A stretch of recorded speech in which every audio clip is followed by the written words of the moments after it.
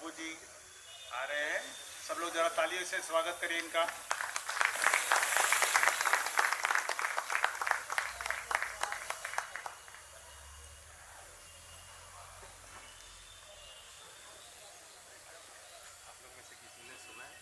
प्रभु जी hello ऊपर कहीं पर प्रभु जी, आपको पता है चंद्रशेखर प्रभु जी ये हमारे माड़ा के एक चेयरमैन थे, एक एमएलए भी थे। उनका वर्षों का एक्सपीरियंस है, वो एग्जीक्यूटिव भी थे। अभी उनके बारे में ज़्यादा कुछ बताना जरूर नहीं है, तो मैं उनको प्रभु जी के रिक्वेस्ट करूँगा। उसके पहले हम हमारे चेयरमैन की और उनको साल पहनाएंगे और बुके देंगे।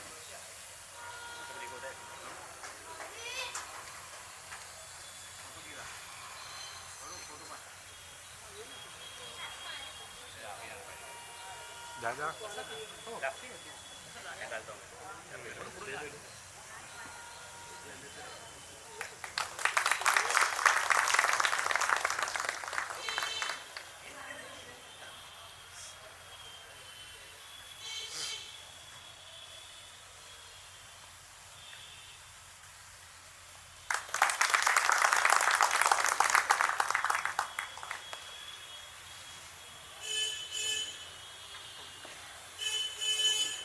अभी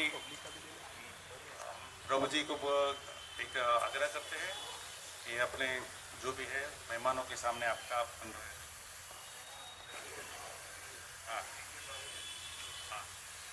प्रभु जी को पता है कि हमारी कॉलोनी एक्चुअली 1964 थे, पर हमारी सोसाइटी हुई है 2005 में। और ये जो कन्विंस का प्रोसेस का काम चालू है, तो उसके अंदर बहुत सारे प्रॉब्लम पहले से आ रहे थे, चेंजेस हुए, रूल चेंजेस हुए, उस पर अटके हुए हैं। तो हमारे लोगों को यहाँ पे एक मार्गदर्शक भी चाहिए कि आगे क्या करना है हमको, तो उसके बारे में आपकी थोड़ी सलाह चाहिए थी। हाँ, हमारे मेंबर लोग की तो एक ख्वाहिश है कि हम यहाँ कन्वीनियंस पहला चाहिए, रिलोडेमेंट का बात करें। वो रिलोडेमेंट के इसके अंदर लोग इंटरेस्ट नहीं है इसमें, तो इसके बारे में हम लोग को भी गाइडेंस चाहिए आपका कि क्या करना चाहिए। हाँ,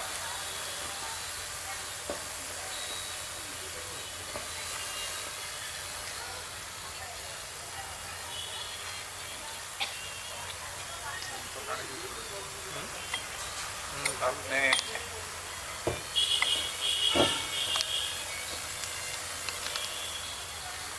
उन्नत नगर से मेरा रिश्ता बहुत सालों का है। कम से कम 30-35 साल से यहाँ आता रहा हूँ। मृणालताई थी, उनके यहाँ मिलने के लिए आता रहा हूँ। वैसे मेरा ससुराल भी बगल में ही सिद्धार्थ नगर में, तो मेरा यहाँ पे कम से कम 35-36 साल से आना जाना रहा है। अभी भी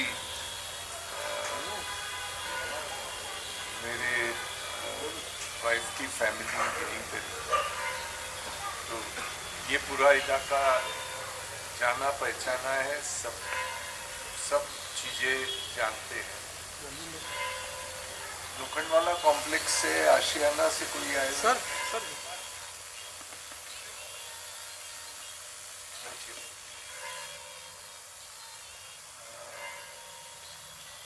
अभी सिद्धार्थ नगर नंबर 5 में भी सेल्फ रीडेवलपमेंट कर रहे हैं, वहाँ से भी उनके ऑफिस बेरर्स भी आएंगे। माड़ा की कॉलोनी के बारे में आजकल बहुत चर्चा है, क्योंकि आजकल माड़ा खुद ही डेवलप करना चाहती है। आपके बगल में मोतीलाल नगर में क्या हुआ आप जानते हैं। मोतीलाल नगर में जो हुआ, उनकी नज़र आपके कॉलोनी में बराबर लगी हुई है। कब कौन सा फतवा आ जाए उसका कोई भरोसा नहीं। तो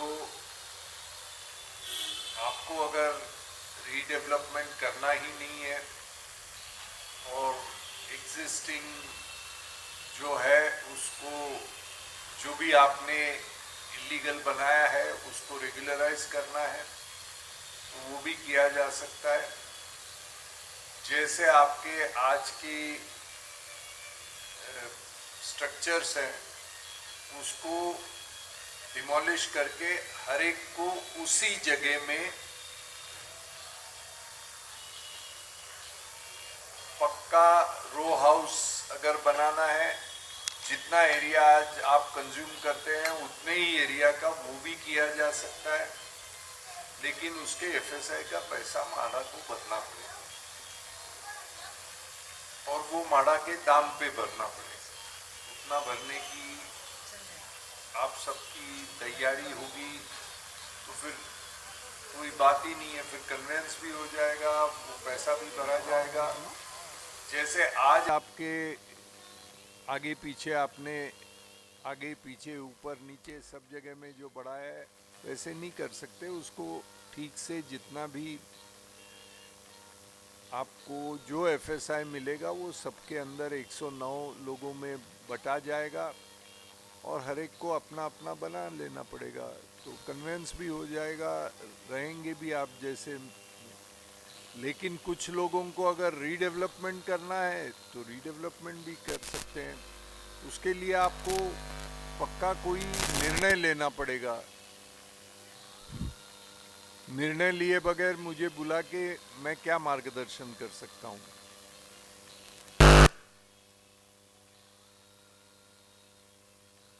तो रीडेवलपमेंट करना नहीं है आप लोगों को, ये तय किया है आपने कि कोई किसी को रीडेवलपमेंट नहीं करना है।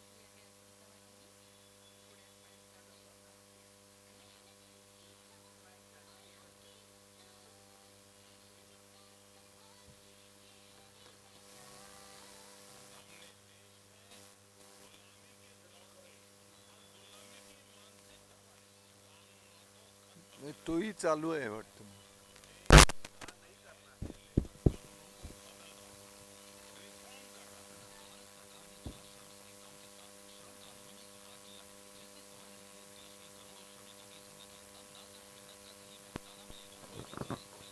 हॅलो, माननीय आमचे कमिटी मेंबर हेच फक्त निर्णय घेणार असतील तर बाकीच्यांनी घरी जाण्यास हरकत नाही असं मला वाटतं आहे।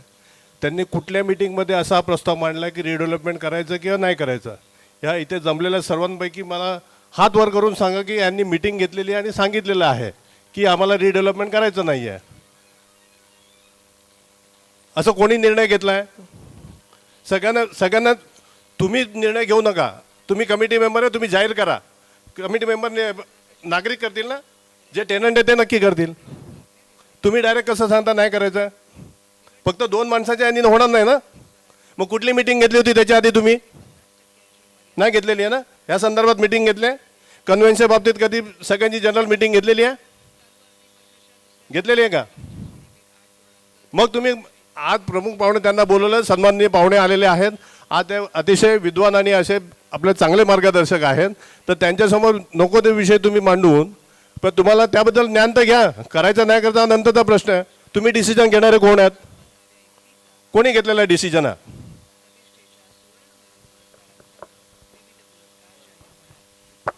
त्यांनी विचारलेल्या प्रश्नाचं एक जणांनी उत्तर दिले, कमिटीने उत्तर दिलेलं नाही।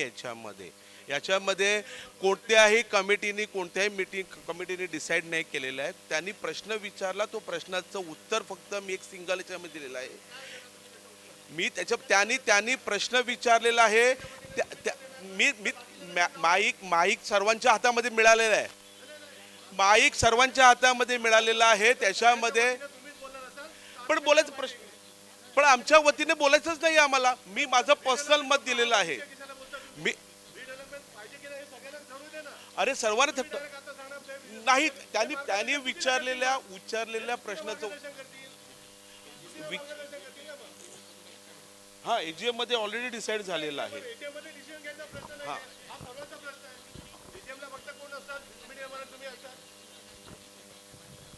हॅलो, सन्माननीय सगळ्या वर्गांना नमस्कार। रिडेव्हलपमेंटचं जेव्हा आम्ही पहिला सोसायटी केली होती त्याच वेळेला ठरलं होतं की आपली जशी चाळ आहे ॲज इट इज त्याच पद्धतीने ठेवायचं आणि आम्हाला त्याच पद्धतीने राहायचं आहे। प्रश्न फक्त कन्व्हेन्सचा होता, म्हणून प्रत्येक मीटिंगमध्ये फक्त कन्व्हिन्सबद्दलच विचारलं जायचं की आपल्याला कन्व्हिन्स पाहिजे आहे, तेव्हा कृपया आपण त्याबद्दलच मार्गदर्शन करावे. रिडेव्हलपमेंट वगैरे जे काही आहे ते आपण नंतर सगळ्यांना, जसं यांनी सांगितल्याप्रमाणे आपण नंतर सगळे मिळून ठरवू शकतो. कारण त्याची आम्ही पहिला कधीच ठरवलं नाही. आमच्या जुन्या मिनिट्समध्ये आम्ही पास केलेलं आहे की आपली जशी चाळ आहे, जसं काय ज्याचं बांधकाम आहे तसंच आम्हाला ठेवायचं आहे आणि तसंच राहायचं. आम्ही ते लहानाचं मोठं झालो त्या पद्धतीनेच राहायचं आहे. मग सुदैवाने किंवा दुर्दैवाने पुढे काय होईल आम्ही सांगू शकत नाही. पण सध्या परिस्थितीमध्ये आम्हाला फक्त कन्व्हिन्स कसं मिळेल, कृपया आपण त्याबद्दल योग्य ते मार्गदर्शन करावं. हे बघा, कन्व्हेन्सचा अर्थ काय ते तुम्हाला कळलाय का? कन्व्हेन्सचा अर्थ काय ते कळलाय का? कन्व्हेन्सचा अर्थ, तुम्ही या ठिकाणी जेव्हा आलात तेव्हा म्हाडाने तुम्हाला जितकी जागा दिली त्याचं कन्व्हेन्स. तुम्ही बांधलेल्या सर्व जागेचा कन्व्हेन्स मिळत नाही. हां, ठीक आहे ना, आम्हाला फक्त मार्गदर्शन हवं आहे. आम्ही असं बोलत नाही की आम्ही मोठा बंगला बांधलाय, 4-5 माळे बांधले त्याचं पाहिजे आम्हाला तुमच्याकडून तेच मार्गदर्शन पाहिजे की एक्झॅक्ट काय आहे आणि काय मिळणार आहे. एक्झॅक्ट असं आहे की कन्व्हेन्स हे अनधिकृत बांधकामाला कन्व्हेन्स मिळत नाही. मूळ असलेल्या जागेलाच कन्व्हेन्स मिळतं. हा म्हाडाचा कायदा आहे. त्यामुळे तुम्ही कन्व्हेन्स मागायला गेलात तर मूळ तुमची जागा किती, मग बाकीचं मोतीलाल नगरमध्ये काय झालं, कन्व्हेन्स मागायला गेले त्याच्यावरूनच हे इतकं रामायण झालं ना. कन्व्हेन्स मागायला गेले, त्यांना सांगण्यात आलं की मूळ तुमची इतकी जागा, काही वर्षानंतर तुम्हाला म्हाडांनी ऑफर दिली की ॲडिशनल एरिया तुम्ही विकत घ्या. त्याच्यामध्ये काही लोकांनी 60 मीटर विकत घेतले, काही लोकांनी घेतले नाहीत, त्याचे पैसे भरले. तर मूळ जागा अधिक जी जागा ज्यांनी विकत घेतली तेवढ्याचं कन्व्हेन्स मिळेल, बाकीच्या गोष्टी तोडाव्या लागतील असं त्यांना सांगितलं. तुमचा विषय नाहीये. जेव्हा तोडायला हायकोर्टाचे 6 म्हाडाच्या सर्व बैठी चाळींच्या बाबतीत 6 जजमेंट्स आहेत की मूळ जागा सोडून उर्वरित जागा आहे ही ठेवता येत नाही, ती आज ना उद्या तोडायला लागेल. मग त्याच्यात मी स्वतः होतो, त्याच्यात मूळ लोकांच्या वतीनं कोर्टात या जागा तोडू नये म्हणून जे पिटिशन दिलं त्याच्यात ॲफिडेव्हिट देणारा मी होतो की यात तोडू नये म्हणून. पण ॲफिडेव्हिट देताना कायमचे आम्ही वाटेल तितकं बांधून राहू असं हायकोर्टाला सांगू शकत नाही. त्यामुळे आम्ही त्यांना मोतीलाल नगरमध्ये असं सांगितलं की आम्ही आज ना उद्या पुनर्विकासात जाणार, त्यामुळे अनधिकृत जे आम्ही बांधलेले आहे ते तोडलंच जाईल, त्यामुळे आज त्याची तुम्ही काळजी करू नका, आम्ही आज ना उद्या पुनर्विकासाचा प्रस्ताव देणार आहोत. मग त्यांनी सांगितलं, कोर्टाने सांगितलं की प्रस्ताव द्या. तेव्हा मी त्यांना स्वयंविकास करायला सांगितला की तुम्ही स्वतःच करा, कोणा बिल्डरला आणू नका. पण त्यांच्यामध्ये फाटे फुटले, 4-5 बिल्डरकडे गेले, जो तो ज्याच्या त्याच्या पद्धतीनं तिथे पैसे चारायला लागला, लोकांना पैसे द्यायला लागला. शेवटी म्हाडाने ठरवलं की आम्हीच करू. आणि मग हायकोर्टाला म्हाडाने सांगितलं की आता त्यांनी तसदी घेण्याची आवश्यकता नाही, आम्ही करू. कारण त्यांचं अनधिकृत बांधकाम आहे, ते स्वतः अनधिकृत बांधकाम तोडायला तयार नाही. हायकोर्टाच्या निर्णयाप्रमाणे म्हाडाची ज्या ज्या ठिकाणी अनधिकृत बांधकामं असतील ती तोडावी असे आदेश आहेत, पण ते काही तोडायला तयार नाहीत. त्यामुळे आता म्हाडा टेकओव्हर करून आम्ही त्यांचा पुनर्विकास करू. आणि म्हाडाने मग ते जे काय केलं ते तुम्हाला माहित आहे. आज अडाणी तिथे निवडलेला आहे. आणि म्हाडाने आता गेल्याच आठवड्यात कॅबिनेटने निर्णय घेतलेला आहे की सर्व म्हाडाच्या बैठी जी नगरं आहेत ती म्हाडानेच डेव्हलप करावी असा त्यांनी निर्णय घेतलेला आहे. आता त्या निर्णयात किती ते पुढे जातील, कोणती कोणती नगरं ताबडतोब घेतील. अभ्युदय नगर म्हाडाने घेण्याचा निर्णय घेतलेला आहे. वरळीचे आदर्शनगर बैठी घरापासून ते LIG, MIG, industrial worker, HIG सगळंच म्हाडांनी घेतलेलं आहे. मोतीलाल नगर तर म्हाडांनी घेतलेलं आहे. आत्ता त्यांचा प्रस्ताव असा आहे की 80 नगरापैकी 45 नगरं म्हाडा स्वतःच डेव्हलप करू इच्छित आहेत. आज इथे येणार म्हटल्यावर मी आज म्हाडामध्ये फोन करून विचारलं की या उन्नत नगरचं काय. ते म्हणाले सर्व नगरांचा अभ्यास करून त्यापैकी कोणती कोणती नगरं आम्ही घेणार आहोत त्याच्याविषयी निश्चित निर्णय घेऊ. पण सर्व नगरांच्या यादीमध्ये अर्थात उन्नत नगर आहेच. आता म्हाडा रिडेव्हलपमेंट करता पुढाकार घेणार उन्नत नगरच्या संदर्भात की नाही घेणार हे माहीत नाही. पण समजा म्हाडानी घेतला तर आम्ही नवीन कायद्याप्रमाणे रहिवाशांच्या संमतीची आवश्यकता नाही. म्हाडाच्या कायद्याप्रमाणे तो चुकीचा कायदा आहे, माझा त्याला विरोध आहे. पण कायदा नवीन याच्याप्रमाणे रहिवाशांची, म्हाडाचं म्हणणं आहे आमची जमीन आहे, आम्ही कन्व्हेन्स का करावा, आम्ही ही जमीन स्वतःच डेव्हलप करू आणि तुम्हाला जे काय द्यायचं असेल ते देऊ तुम्हाला घर बांधून. अशी आज परिस्थिती आहे. आता अजूनपर्यंत तुमच्यापर्यंत ते आलेलं नाही, पण ते आज ना उद्या तुमच्यापर्यंत येणार आहे. त्यामुळे तुम्हाला आहे त्या परिस्थितीत कन्व्हेन्स करून आम्ही अनधिकृत असलेली आमची घरं अशीच ठेवू असं म्हणायचं असेल तर माझी काही त्याला हरकत नाही.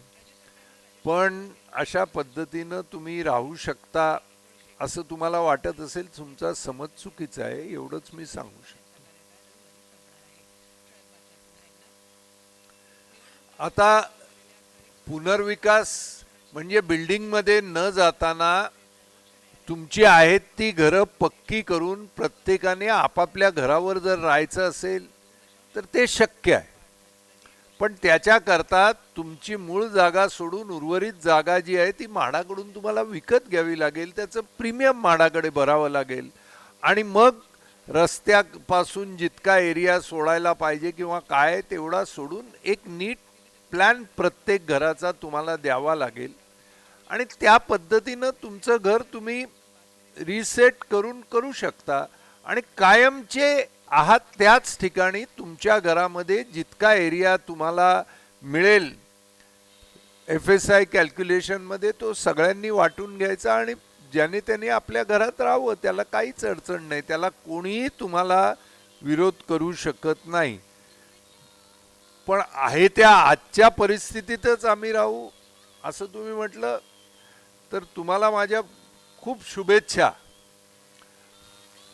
पण असं तुम्ही करू शकाल असं मला तरी वाटत नाही. पण काही होऊ शकतं आजकालच्या याच्यात. त्यामुळे तुमचं म्हणणं कदाचित बरोबर असेल, माझं ज्ञान तोकडं असेल. तर तुम्हाला आहे त्या परिस्थितीत तसंच जगायचं असेल तर राहा. एकदा का मात्र हायकोर्टाचा बडगा तुमच्यावर आला तर मग कोणतेही राजकीय पुढारी किंवा कोणीही तुम्हाला वाचवू शकणार नाही, एवढं लक्षात घ्या. आणि हायकोर्टाचे 6 जजमेंट म्हाडाच्या विविध कॉलनीजच्या बाबतीत आलेले आहेत आणि शेवटच्या जजमेंटमध्ये तर हे सर्व म्हाडाच्या बैठी कॉलनीजना लागू आहे असं म्हटलेलं आहे. त्याची अंमलबजावणी झाली नाही हे आपलं नशीब आहे, पण ती आज ना उद्या होणार नाही असं मला वाटत नाही. पण जमीन कन्व्हेन्स करण्यासाठी कन्व्हेन्सचा कायदा म्हणतो, कन्व्हेन्स म्हणजे काय, म्हाडाने तुम्हाला जितकी जागा विकली तेवढ्या जागेचं कन्व्हेन्स ते करणार आहे, याला कन्व्हेन्स म्हणतात. त्याच्यानंतर तुम्ही जर 25 मजल्याची बिल्डिंग त्या जागेवर बांधली तर त्याचं कन्व्हेन्स म्हाडा करत नाही, करता येत नाही, कायद्यानं तसं करता येत नाही. आलं का लक्षात? आता सांगा सर. एक बार वापस से शुरू करते हैं. देखिए, ऐसा कुछ पकड़ के चलने की ज़रूरत नहीं है कि हम रीडेवलपमेंट, सेल्फ डेवलपमेंट या किसी चीज़ के अगेंस्ट है, आप वो इरेज कर दीजिए। आप हमें गाइड कीजिए कि हमारा नेक्स्ट सोचना किस तरह से होना चाहिए, क्या नेक्स्ट स्टेप होना चाहिए। पहला हमें पता है कि हमें कन्वेंस लेना है, और उसके आगे हमारे पास ऑल्टरनेटिव क्या है।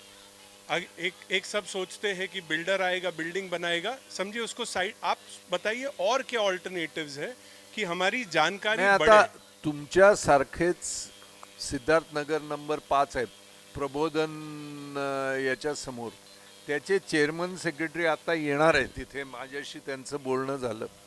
तिथे आमच्या जवळपास 8 ते 10 सभा झालेल्या आहेत आणि त्यांनी स्वयंविकास करायचा ठराव केलेला आहे की कोणताही बिल्डर नको। आजच्या हिशेबानं त्यांनी 25 आर्किटेक्ट्सकडून प्लॅन काढला आणि त्यांची घरंही तुमच्यासारखीच आहेत, म्हणजे काही वेगळे नाही आहेत। तुमच्याप्रमाणेच तेवढीच जागा त्यांनाही दिली होती, तुमच्याप्रमाणेच त्यांनी पुढे मागे जे काय वाढवायचे संस्कार करायचे ते केलेले आहेत आणि तुम्ही आणि ते एक सारखेच आहेत। मी त्यांना तेच सांगितलं जेव्हा मला बोलवलं होतं त्यांनी 2-2.5 वर्षापूर्वी, तेव्हा मी म्हटलं की बाबा तुम्हाला काही करायचं नसेल तर माझी काही ऑब्जेक्शन नाही, मी तुम्ही काही करावं, बिल्डिंग तोडावं म्हणून हे नाही, पण पत्राचाळीचं जे सिद्धार्थनगरच्या झालं तसं तुमचं होऊ देऊ नका। सिद्धार्थनगरची पत्राचाळ आणि ही 5 नंबर सिद्धार्थनगरची हे एकाच ग्रुपमधले। आता सिद्धार्थनगरच्या पत्राचाळीच्या लोकांना जेमतेम 600 स्क्वेअर फीटचं घर मिळतंय। इतकं रखडून भाडी बिल्डरांनी बंद करून बिल्डरकडे गेल्यावर काय होतं ते त्यांचं हे केलं। आमचं जर व्यवस्थित झालं, आत्ता जे सिद्धार्थनगर नंबर 5 मध्ये करतायत, तर प्रत्येक रहिवाशाला 3 2 बेडरूमचे फ्लॅट आणि अधिक हातामध्ये 55 लाख रुपये मिळणार आहे स्वयंविकासामध्ये। आणि तो प्लॅनही तयार आहे, तो प्लॅन त्यांच्याकडे आहे। 3 2 बेडरूमचे फ्लॅट टोटल साधारणपणे 1800 ते 1880 स्क्वेअर फीट त्यांना मिळणार आणि वर हातामध्ये 50 ते 55 लाख रुपये।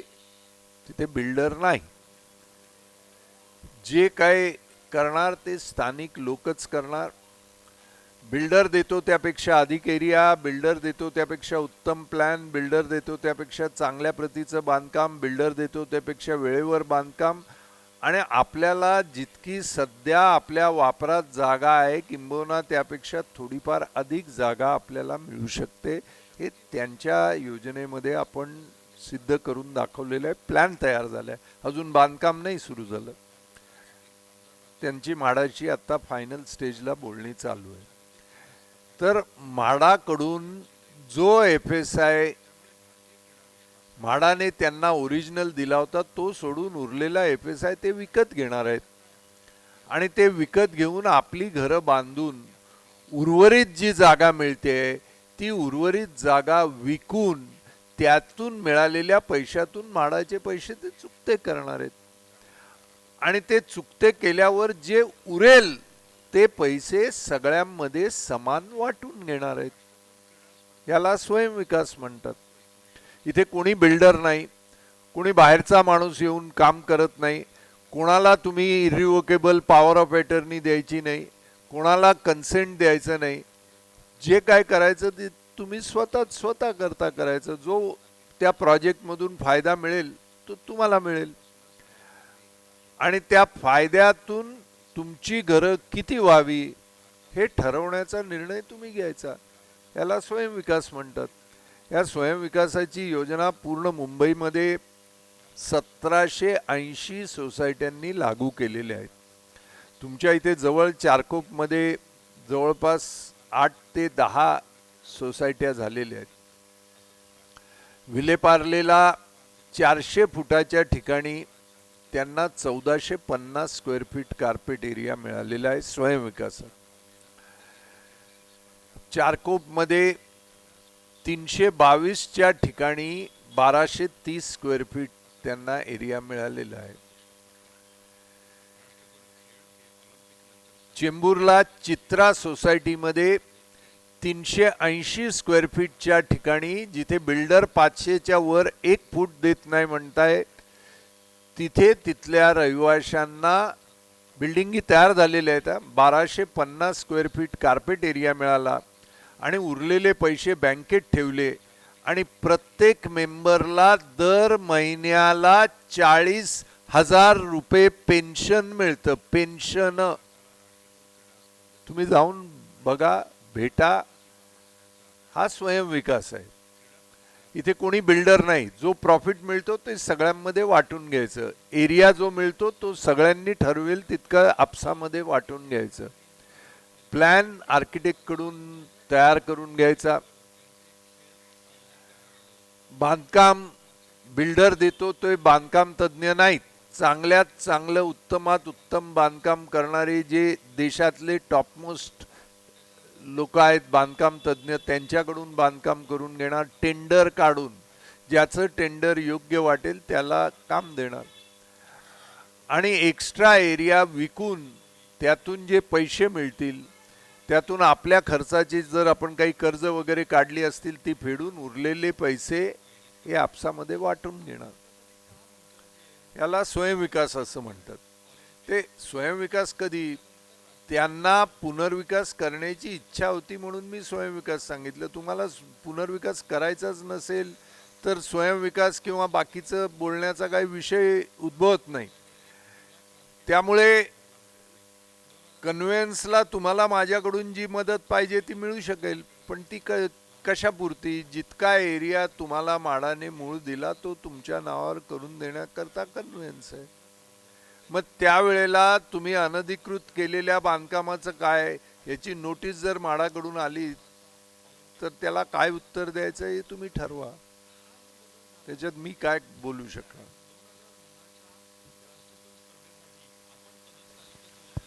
सर, अगर हमें जैसा हमारा घर है अभी उसी तरह से कंटिन्यू करना है, उसको रेगुलराइज करके, तो वो ऑप्शन क्या होगा, वो थोड़ा समझा सकते हैं आप? वही मैं समझा रहा हूँ ना. आपने अभी जो रीडेवलपमेंट की बात की वो तो सुनने में 3 फ्लैट बिल्डिंग लग रहा है, लेकिन अभी हमारा जैसा समझो रो हाउस जैसा अगर हो सके तो. नहीं, रो हाउस आपको रो हाउस बना सकते हैं, लेकिन आपका ओरिजिनल एरिया छोड़ के बाकी का एरिया जो आपको है वो अब म्हाडा से खरीदना पड़ेगा ना. 33(5) में उसका कानून है.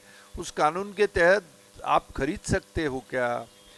आप में 109 लोगों में वो एरिया म्हाडा से खरीदने की ताकत अगर है तो आप है उस जगह पे ही आपका बंगला बना के आप रह सकते हैं, 2 माले का, जितना भी आप चाहें, और वो परमानेंट होगा, पक्का होगा, रेगुलर होगा, अनधिकृत नहीं होगा, और बाद में इसके आगे 4 पीढ़ी में आपको कोई तकलीफ भी नहीं देगा.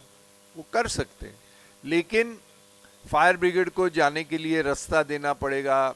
रास्ते से मेन रोड से कितना छोड़ना है वो छोड़ना पड़ेगा. बाजू के रोड से रोड वाइडनिंग है तो उसको देना पड़ेगा. जो भी कानून है वो फॉलो करके जितना बचेगा उसमें आप रो हाउसेस, हर एक को अपना अपना रो हाउसेस, और रो हाउस में जितना भी एरिया मिलता है. आपकी टोटल जमीन कितनी है आपके 109 लोगों की?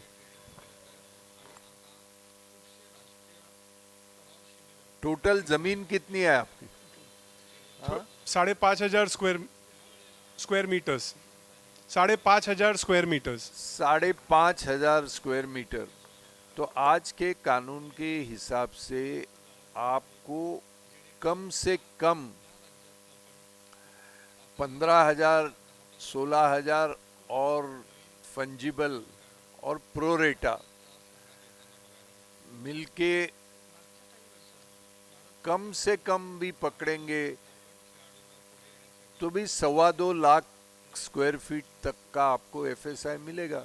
अगर 100 में आप बांटेंगे तो एक एक के हिस्से में 1700-1800 स्क्वायर फीट आ सकता है.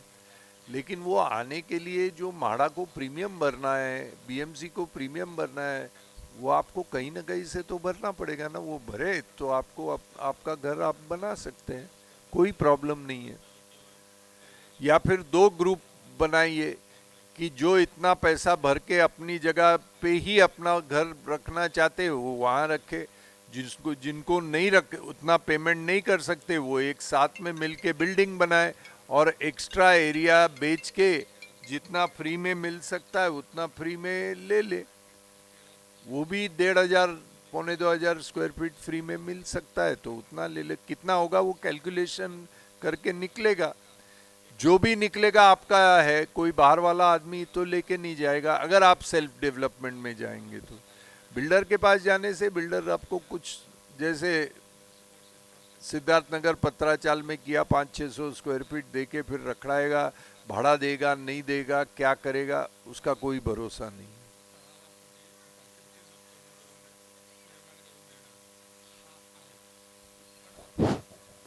नमस्कार साहेब, आपण आलात, धन्यवाद. चांगलं मार्गदर्शन चालू आहे. आपल्या म्हणण्यानुसार व आम्हाला जी माहिती मिळते ती तुटपुंजी माहिती असते, कुठून तरी माहिती मिळाली असते त्याच्यावरती मी बोलतोय. आकलन थोडंसं कमी आहे, परंतु आज ना उद्या आपल्या बोलण्यावरून व आजूबाजूच्या सभोवतालच्या परिसरात जे वातावरण चालू आहे ह्याच्यावरून आम्हाला असं वाटतंय की आज ना उद्या म्हाडा ह्या जागेचा ताबा घेणार.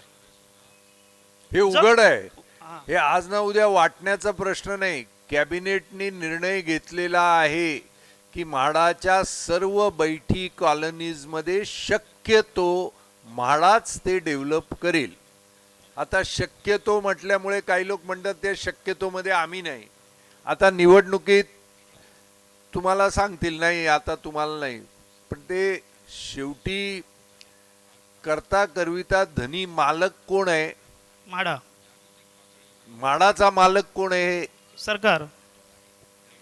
आणि सरकारचा मालक कोण आहे? मोतीलाल नगर मध्ये ते ठरलेलं आहे ना. ठरलेलं आहे.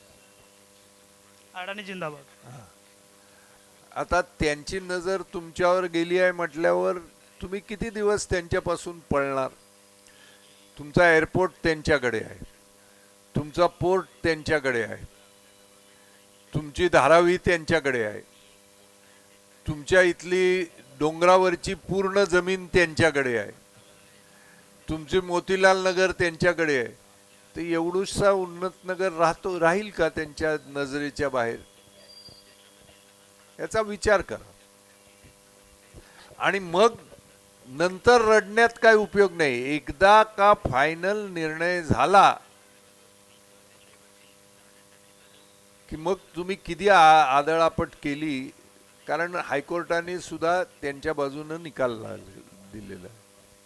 अर्थात मोतीलाल नगरवाले अजून संघर्ष करतायत, त्यांनी सोडलेलं नाही, तो भाग वेगळा. आलेला आहे ना, आलेला आहे ना. म्हणूनच आम्ही सर्व हे मध्यमवर्गीयच आहोत. जन्म जिकडे झाला आणि जाणार पण इथेच आम्ही, म्हणून मध्यमवर्गीय आहोत. तर पुढे आम्हाला कोणत्या प्रकारे जावं याचं कृपया मार्गदर्शन करा. इथे बसलेल्यांचं असा विचार आहे की आम्ही, बरोबर आहे यांचं, की सोसायटी आम्ही बनवताना आम्ही ह्याच विचाराने बनवली होती 16 वर्षापूर्वी, की आम्हाला कन्व्हेन्स पाहिजे, आम्हाला ही जागा आपली झाली पाहिजे, ह्याच्या हिशोबानेच सोसायटी बनवली होती आम्ही सर्वांनी. परंतु ते आता आपल्या हातात राहिलेलं नाही असं चित्र समोर आलेलंच आहे. नाही, ते तुमच्या हातात असतं. जर तुम्हाला दिलेली जागा तुम्ही तेवढीच ठेवली असती. म्हणूनच ते हातात नाही ना आता. तुम्ही हुशार आहात, त्यामुळे तुम्ही पुढेही वाढवलं, मागेही वाढवलं, वरही वाढवलं.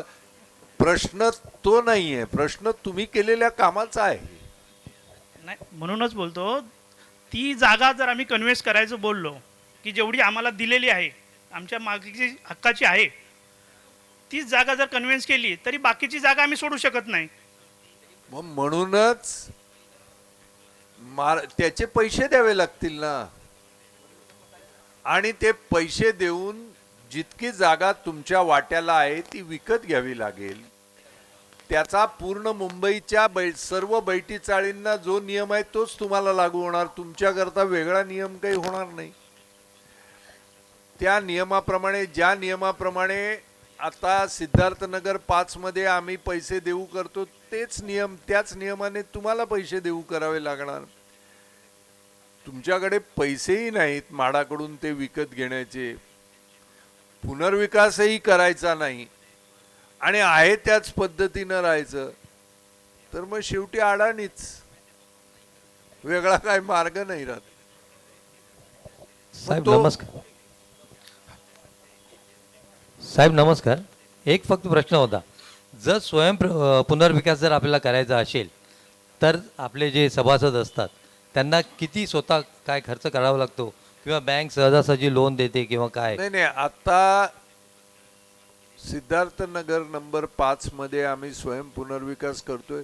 कोणत्याही सभासदाला एकही पैसा काढावा लागला नाही. ओके. फक्त आहे त्या ठिकाणी किती एरिया आपल्याला मिळावा या बाबतीत एकवाक्यता त्यांची झालेली आहे. तेवढा एरिया त्यांना फुकट मिळणार, त्याच्यापेक्षा अधिक एरिया ज्यांना पाहिजे त्यांना बाजारभावानं जो दर असेल त्याच्या 30% डिस्काउंटमध्ये त्यांना विकत घेता येणार आणि त्यांना त्यांची घरं करून उरलेला जो एरिया आहे त्याची विक्री करून त्या विक्रीतून मिळालेल्या पैशातून त्यांचा पूर्ण योजना त्यांची उभी राहणार आणि वर उरलेला पैसा सर्व लोकांकरता तो कॉर्पस म्हणून मिळणार, जेणेकरून मेंटेनन्स फ्री कायमचं होईल. धन्यवाद. आणि ह्याच्यामध्ये आम्हाला स्वतः PMC वगैरे अपॉइंट करायचा वगैरे असेल की तुमचं मार्गदर्शन वगैरे असणार ते? नाही, आर्किटेक्ट नेमायचा, काय नेमायचं, कसं नेमायचं, हे आधी तुम्ही तुमचा निर्णय केल्याशिवाय पुढच्या गोष्टी बोलण्यात, अजून स्थळ बघायला गेलोय, पसंत आहे की नाही ते ठरलं नाही, आपण पुढचं साखरपुडा कधी, लग्न कधी, मूल कधी होणार आणि मुलाचं नाव काय ठेवायचं याची चर्चा करण्यात काय अर्थ आहे? नाही, कारण कसं आहे, इकडे कोणाला काय अनुभव नाही, मार्गदर्शनची आवश्यकता लागणार आहे. नाही, मार्गदर्शनाची आवश्यकता आपल्याला काय करायचं आहे हे निश्चित केल्याशिवाय मी काय मार्गदर्शन देऊ? धन्यवाद. तो निर्णय तुमचा तुम्ही घेतला पाहिजे. घर तुमचं आहे, जागा तुमची आहे, पुनर्विकास करावा हे सांगायला मी आलेलो नाही. पण आम्ही अनधिकृतपणे आयुष्यभर राहू असा तुमचा विचार असेल तर देवाकडे प्रार्थना करीन की बाबा तुमचं भलं हो. आणखी काय मी करू शकतो? वेगळं मी काही करू शकत नाही, कारण हायकोर्ट, सुप्रीम कोर्टात जो निकाल लागलेला आहे बैठी घरांच्या बाबतीत, तो साधा 8वी पास झालेल्या मुलाला सुद्धा तो निकाल वाचला तर काय हे कळतं. आता झोपलेल्याला जाग करता येतं, पण झोपल्याचं सोंग घेतलेल्याला, तुम्हाला माहित आहे तुमची काय परिस्थिती आहे, तुम्हाला माहित आहे तुम्ही बांधलेलं अनधिकृत आहे. आता अनधिकृत असून आम्हाला असंच राहायचं आहे तर देव तुमचं भलं करो. मी सामान्य माणूस आहे, माझ्याकडे इतकं, म्हणजे कृष्णाने सुदामाने पोहे दिल्याबरोबर कृष्णाने घर बांधून दिलं तशी ताकद माझ्यामध्ये नाही आहे. माझ्यामध्ये जो कायदा आहे त्या कायद्याला अधीन राहून तुम्हाला काय करता येईल हे मी सांगू शकतो, पण ते तुम्हाला काय पाहिजे याच्यामध्येच तुम्ही हाणामाऱ्या करणार असाल तर मी काय बोलू शकेन तुम्हाला? घर तुमचं आहे, जमीन तुमची आहे, निर्णय तुमचा आहे, मी काय मार्गदर्शन करू? हॅलो. तुम्ही सांगितलेलं सगळ्या जे मार्गदर्शन आहे अतिशय योग्य वाटते, पण माझं म्हणणं एवढंच आहे की मोतियालनगर 1, 2, 3 जे आहे हे माझ्या माहितीप्रमाणे संक्रमण शिबिर म्हणून बांधण्यात आले होतं, म्हणून त्यांचं माडा नाही, संक्रमण शिबिर म्हणून बांधण्यात आले नव्हते. पूर्ण मुंबईमध्ये मध्यम वर्गाला राहायला जागा नाहीत म्हणून त्यावेळेला बांधले होते. मग हे खेतवाडीवाले आले, हे खेतवाडीतून आले, त्यांची ती खेतवाडीमध्ये बिल्डिंग पाडली होती तेव्हा तिकडे आले आणि 20 वर्षांनी एखाद दुसरा भाग 3 मोतीलाल नगर संक्रमण शिबिर म्हणून नाही, याची चर्चा जजमेंटमध्ये झालेली आहे पूर्णपणे. कोणत्याही जजमेंटमध्ये त्यांना संक्रमण शिबिर ठरवलेलं नाही. आता हा तुम्ही नवीन जावई शोध लावलेला आहे, तुम्ही ते जजमेंट वाचलं का 300 पानांचं? नाही, आम्ही जजमेंट वाचलेलं नाही, पण आतापर्यंतची आमची माहिती तीच आहे. नाही, माहिती चुकीची आहे तुमची, माहिती चुकीची आहे. मोतीलाल नगरचे 5 भाग आहेत. एका भागामध्ये जुन्या मोडकळीस आलेल्या इमारतींना ज्या ठिकाणी पुनर्विकास होणार नाही त्यांना वसवण्याचा निर्णय आहे. एका भागामध्ये महानगरपालिकेची रस्ता रुंदीकरणामध्ये ज्यांची घरं गेली त्यांना वसवण्याचा विचार आहे. एका भागामध्ये जिथून पाण्याची पाईपलाईन जाते, ड्रेनेज जातात, त्याच्यामुळे त्यांची घरं बाधित होतात, त्यांना बसण्याचं जागा आहे. पण ह्या पुनर्वसन केलेल्या करणाऱ्यांना टेम्पररी नाही, परमनंट, की तुमचं ते घर होत नाही म्हणून ही जागा म्हाडानी तुम्हाला दिलेली आहे, ही तुमच्या नावानं आम्ही करत आहोत. इतकंच नव्हे तर त्यांची सोसायटी करून त्या प्रत्येक माणसाला 60 मीटर म्हणजे 700 फूट विकत घेण्याचा अधिकार म्हाडाने दिला. त्यापैकी निम्म्याहून अधिक लोकांनी ते पैसे भरले आणि ते विकत घेतले. जर संक्रमण शिबिरात अशी परवानगी देत नाहीत, द्यायचा कायदा नाही. संक्रमण शिबिरात आपली घरं वाढवण्याचा कुठेही वाढवण्याची तरतूद नाही.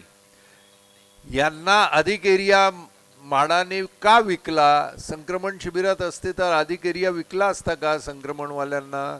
म्हाडा विकत नाही. संक्रमणात असलेली लोक भाडेकरू असतात, मालक नसतात. त्यामुळे भाडेकरूला अधिक जागा गव्हर्नमेंट किंवा म्हाडा विकत नाही. म्हाडाने रितसर ॲग्रीमेंट करून त्यांना 60-60 मीटर अधिक विकले आहे आणि त्यांनी ते विकत घेतले आहे.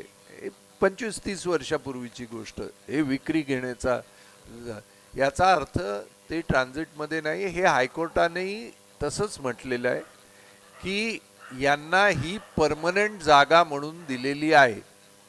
पण त्या जागेवर त्यांनी अनधिकृत बांधलं हे तितकंच खरं आहे. जसं तुम्ही अनधिकृत बांधलं तसं त्यांनी अनधिकृत बांधलं.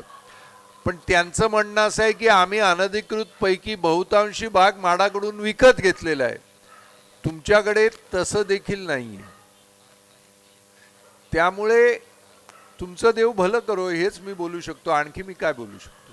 नाही, आम्ही जे भाडं भरतो त्यामध्ये एक कॉलम आहे की लीजवरती पैसे कापून घेतात. ते कुठच्या बेसवर घेते म्हाडा? म्हाडा तुम्हाला भाडे करू लेझी म्हणून तुम्ही आज लीज एग्रीमेंट तुमच्या बरोबर अजूनही झालेलं नाही. मग ते लीज म्हणून पैसे कापून काय घेतात इतक्या वर्षापासून? आता ते त्यांना विचारा ना, मला विचारून काय उपयोग आहे? एक्स हे होता ना, चेअरमॅन नाही, होता, तर तुम्हाला काहीतरी माहिती असेल ना? नाही, माहिती म्हणजे लीज अशासाठी देतात की तुमचा अनधिकृत बांधकाम न तोडता तुम्हाला टॉलरेट केलेलं आहे म्हणून, असा माझा समज आहे. आता तुम्ही जे अनधिकृत म्हणतात, तेव्हा आमचे वडील जेव्हा पहिला राहायला आले तेव्हा एक सिंगल कुटुंब होतं. नंतर मग मोठी मुलं झाली, सगळे त्यांची लग्न झाली. नॅचरली आम्ही ते थोडंफार बांधकाम तर करणारच ना. त्याला अनधिकृत बोलला तर म्हाडाने आम्हाला त्याच्यासकट हे द्यावं ना की तुम्हाला किती पैसे भरावे लागतील. हे आतापर्यंत आम्हाला म्हाडाने कधी दिलं नाही. का देणार? कायदा आहे ना. तुम्हाला म्हाडाने काय आमंत्रण पत्रिका द्यायला लागते का? 33(5) मध्ये कायदा आहे, त्याच्यामध्ये किती पैसे भरायला लागणार हे सगळं स्पष्ट आहे. तुम्हाला घरी निमंत्रण देत नाही म्हाडा कोणाला. आम्हाला ते माहिती पडलं पाहिजे ना की कसं किती पैसे देणार, पण तुमच्या फोन मध्ये DCR 33(5) टाका, सगळं येईल किती पैसे भरायला लागतं तुमच्या फोन मध्ये. ठीक आहे, तो फॉर्म्युला घेतो यांच्याकडे, यांना माहिती असेल तर. आणि आमची कमिटी जेव्हा म्हाडाला जेव्हा विचारते कन्व्हिन्सबद्दल तेव्हा ते सांगते किंवा आम्हाला कमिटी सांगते की नो डूज तुम्ही करा, तुम्हाला आम्ही कन्व्हिन्ससाठी लेटर देऊ, नो डूजचं लेटर देऊ. ते कसं काय? मग जे जितका एरिया तुमचा मूळ आहे तितकाचा देण्याचा त्यांना अधिकार. आणि एक्स्ट्राचे पैसे भरावे लागतील असं जे काय असतील ते? जे ऍडिशनल आहे त्याचं काय होणार ते ठरवतील आणि तुम्ही ठरवाल ना. ठीक, धन्यवाद. जी मूळ तुम्हाला जितकी जागा दिली आहे त्याचं कन्व्हिन्स करण्याचा त्यांना अधिकार आहे. ते कधीही करून देऊ शकतात. प्रश्न तेवढ्या एरियाचा नाही आहे, प्रश्न त्याच्यापेक्षा अधिकच्या एरियाचं काय होणार हा प्रश्न आहे. तो अधिकचा एरिया तुम्ही म्हाडाकडून विकत घेऊ शकता. मग तुमचा काही प्रॉब्लेम होणार नाही. विकत घेण्याचा तुम्हाला अधिकार आहे. त्याच्याकरता 33(5) हा नियम आहे. पण तुम्ही म्हणणार ते मी विकतही घेणार नाही आणि अधिकचा एरियाही वापरणार आणि या सगळ्याचं कन्व्हिन्स करा, तर म्हाडा कायद्यामध्ये तशी तरतूद नाहीये. म्हाडाने लीज कन्व्हेन्स आणि हे जो रिन्युअलचं बंदच केलं असं समजलं होतं. आता ते बंद करू द्या किंवा राहू द्या, हा प्रश्न हा साधा आहे. तुम्हाला जितकी जागा म्हाडानं राहायला दिली तितकी जागा तुम्ही त्यांना मोजून दाखवा की तुम्ही आम्हाला इतकी दिली होती, एवढी माझी आहे आजही, आणि त्याचं आम्हाला कन्व्हिन्स द्या. ते कन्व्हिन्स करून देतील ना, त्याला काय अडचण नाही. अधिक तुम्ही जी बांधली आहे ते मोजमाप करणार की नाही? मग मोजमाप केल्यावर ही अधिकची बांधलेली आहे, ही कायद्याप्रमाणे इतके पैसे तुम्हाला द्यायला लागतील ना, त्याच्यावर पेनल्टी आहे समजा, ती माफ करतील. पण निदान जी मूळ किंमत आहे ती ठरलेला जो फॉर्म्युला आहे त्या फॉर्म्युलाप्रमाणे ती किंमत वर्कआउट करायला लागेल ना, आणि ती द्यावी लागेल. ज्याची जमीन आहे त्याला पैसे तर द्यावे लागतील ना. आता ती सुद्धा तुम्हाला द्यायची नाही आणि आहे त्याच परिस्थितीत राहायचं आहे, तर तुमचं देव भलं करो, एवढंच मी बोलू शकतो. वेगळं मी आणखी काय बोलणार.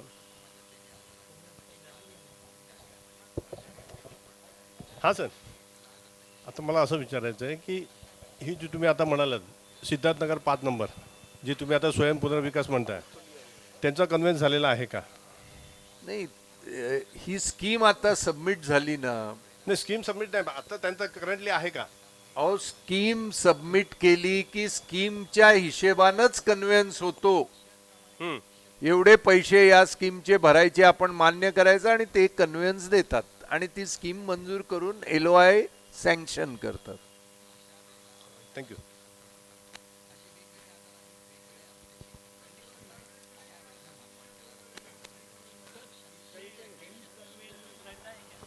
नहीं, सरकारी जगह पे कोई डिम्ड कन्वेंस नहीं रहता.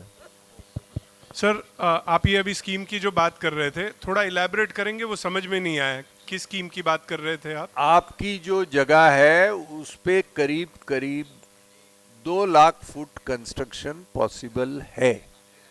मेरी ख्याल से आप लोगों का सब मिलके 2 लाख फुट आपने बनाया नहीं है. तो 2 लाख स्क्वायर फीट के लिए म्हाडा को पैसे, आपको जितनी एरिया म्हाडा ने उस समय में दी थी, 300 दी थी, 200 दी थी, 400 दी थी, जितना भी दिया था वो आपको फ्री में मिलेगी. उसके ऊपर 35% फंजिबल आपको फ्री में मिलेगा. उसके ऊपर 10% एरिया आपको इंसेंटिव फ्री में मिलेगा. वो छोड़ के बचा हुआ जो जगह है वो जगह के लिए आपको म्हाडा में प्रीमियम भरना पड़ेगा. वो प्रीमियम आपने भर दिया तो ये पूरा 2 लाख 2.5 लाख स्क्वायर फीट आपको मिलेगी. फिर आपको ये तय करना है कि इसके अंदर आप अपने लिए 100 लोगों के लिए कितना रखें और कितना आप बेच के पैसा अगर आप कमा सकते हैं तो म्हाडा को देने का पैसा वो बेच के आपको मिल जाएगा. वो म्हाडा को वो पेमेंट करेंगे, उससे ज़्यादा अगर बचेगा तो सब में बांट देंगे. वही वहाँ पे किया है.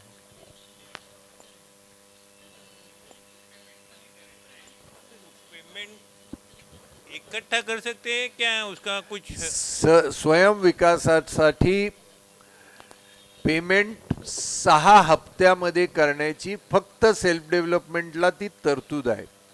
आणि आज एक हप्ता भरला, 6 महिन्यानं दुसरा हप्ता भरला तर त्याच्यात व्याज लागू होतं. ते व्याज स्वयं विकासाचं पूर्णपणे माफ केलेलं आहे. त्यामुळे समजा तुम्हाला 3 वर्षाची मुदत दिली, त्या 3 वर्षात हप्त्यानं ते पेमेंट करायचं. त्याच्यावर व्याज सुद्धा माफ होतं.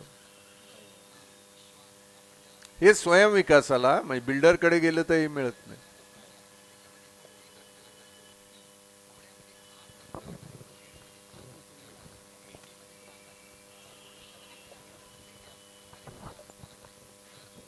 अजून कोणाला प्रश्न विचारायचे असतील तर त्याने विचारू शकता.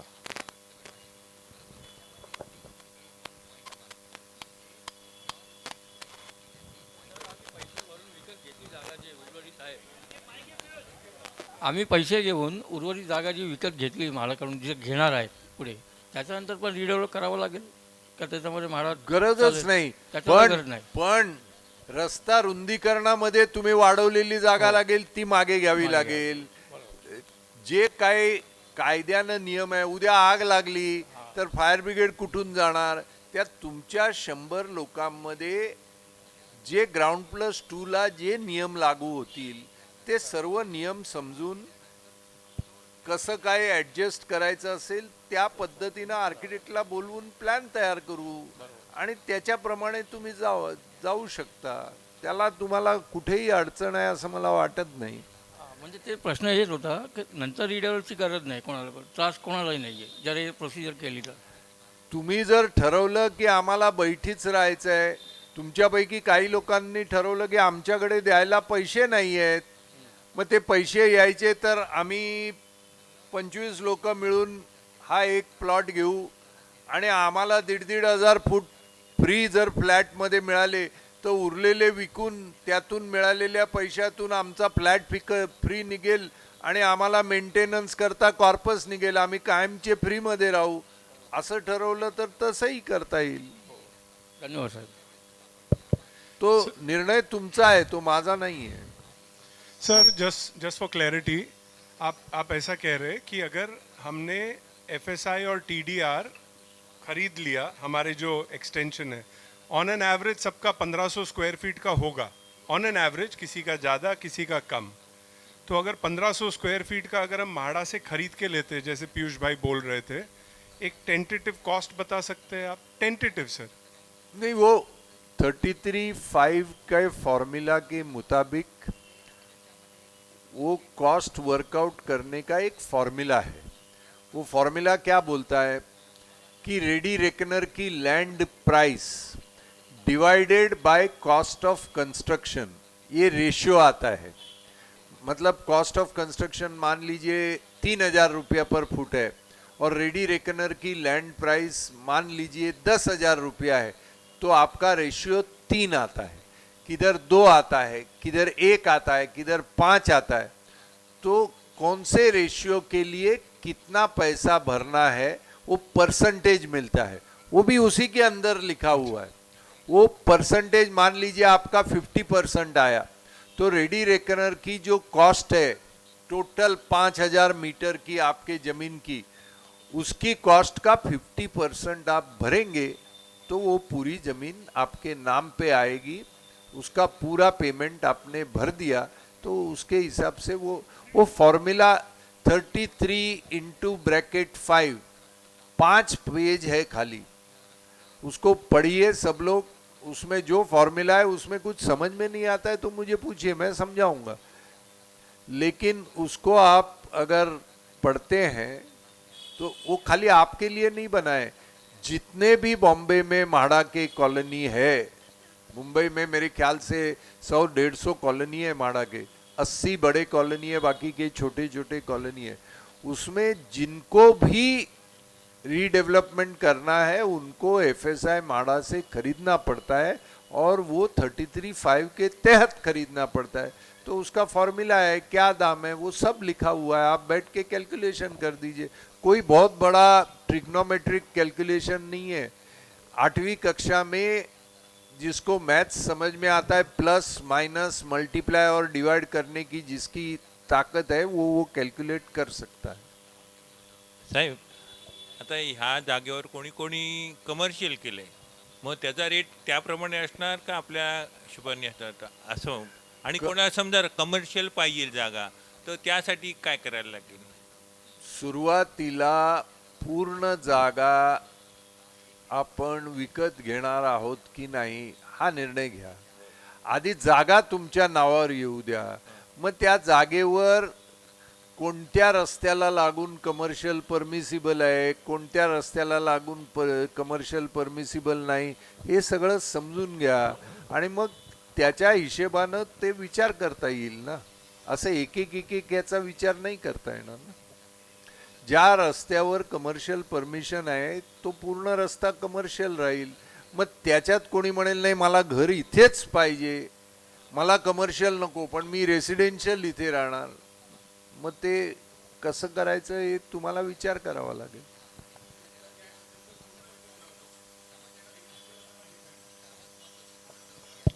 पूर्ण तुमचा जो 5400 मीटरचा पूर्ण प्लॉट आहे, 100 का 109 लोकांच्या ताब्यामध्ये, तो पूर्ण तुमच्या सोसायटीने 100 लोकांनी मिळून तो विकत घ्यायचा. आणि मग त्याच्यावर तुम्हाला काय करायचं ते कायद्यानं बसून तुम्ही ठरवू शकता, किंवा विकत घेण्याचा प्रस्ताव दिला पाहिजे. तुम्हाला नुसता प्लॉट घेऊन आम्ही बसणार असा मिळत नाही. या प्लॉटवर कायद्यानं तुम्ही काय करणार तो प्रस्ताव दिला पाहिजे, त्याशिवाय तुम्हाला परमिशन मिळणार नाही. नमस्कार साहेब. साहेब, आपलं जे कन्व्हेन्सची जी प्रोसिजर असते ती कशा प्रकारे असते त्याबद्दल जर मार्गदर्शन केलं तर फार बरं. नाही, कन्व्हेन्समध्ये 3 गोष्टी करायला लागतात. एक तर ज्यांनी विक्री केलेली आहे आणि म्हाडाची परवानगी घेतलेली नाही त्यांना त्यांची विक्री रेग्युलराइज करून घेतली पाहिजे.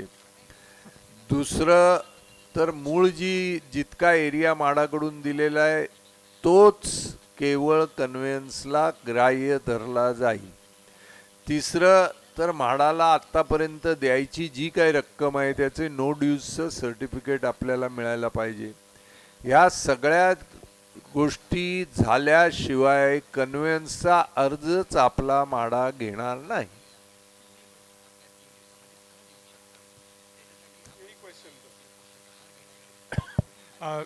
सर, अभी म्हाडा के कन्वेंस के लिए जो आपने माइक इधर है भाई, एनओसी की आपने बात की, उसमें ऐसा बोला जाता है कि थोड़ा मतलब एनओसी लेने के लिए अंडर द टेबल ये सब देना पड़ेगा एंड ऑल ऑफ दैट. ये कैसे मैनेज करेंगे, बिकॉज सोसाइटी है at the end of the day. आप देखिए, हमने आज तक म्हाडा के जितने भी काम किए किसी को एक पैसा अंडर द टेबल नहीं दिया है. तो जो अंडर द टेबल देने की बात करता है वो खुद कुछ वो अंडर द टेबल आपसे लेना चाहता है, ऐसा मुझे लगता है. तो जो अंडर द टेबल की बात करता है ना, उसको थोड़ा दूर रखिए. सर, आप हम समझ सकते हैं कि आपका गाइडेंस हमें ये आगे कन्वेंस में और आगे के प्रोसेसेस में भी मिलता रहेगा, स्पेशली कि हमें कुछ अंडर द टेबल ना करना पड़े.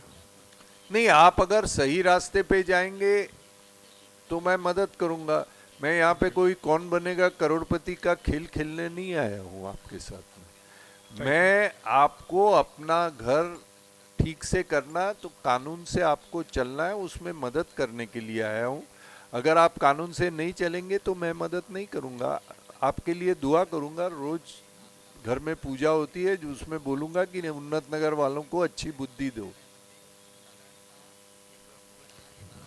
सर, यहाँ पर हर सोसाइटी में एक प्रॉब्लम रहता है, कुछ लोग नॉन मेंबर रहते हैं 5%, 10%. तो इसको कैसे प्रोसेस किया जाए? नहीं, ऐसा सोसाइटी में नॉन मेंबर नाम का कोई डेफिनेशन है नहीं. हाँ. या तो आप मेंबर हो या आप कुछ नहीं हो.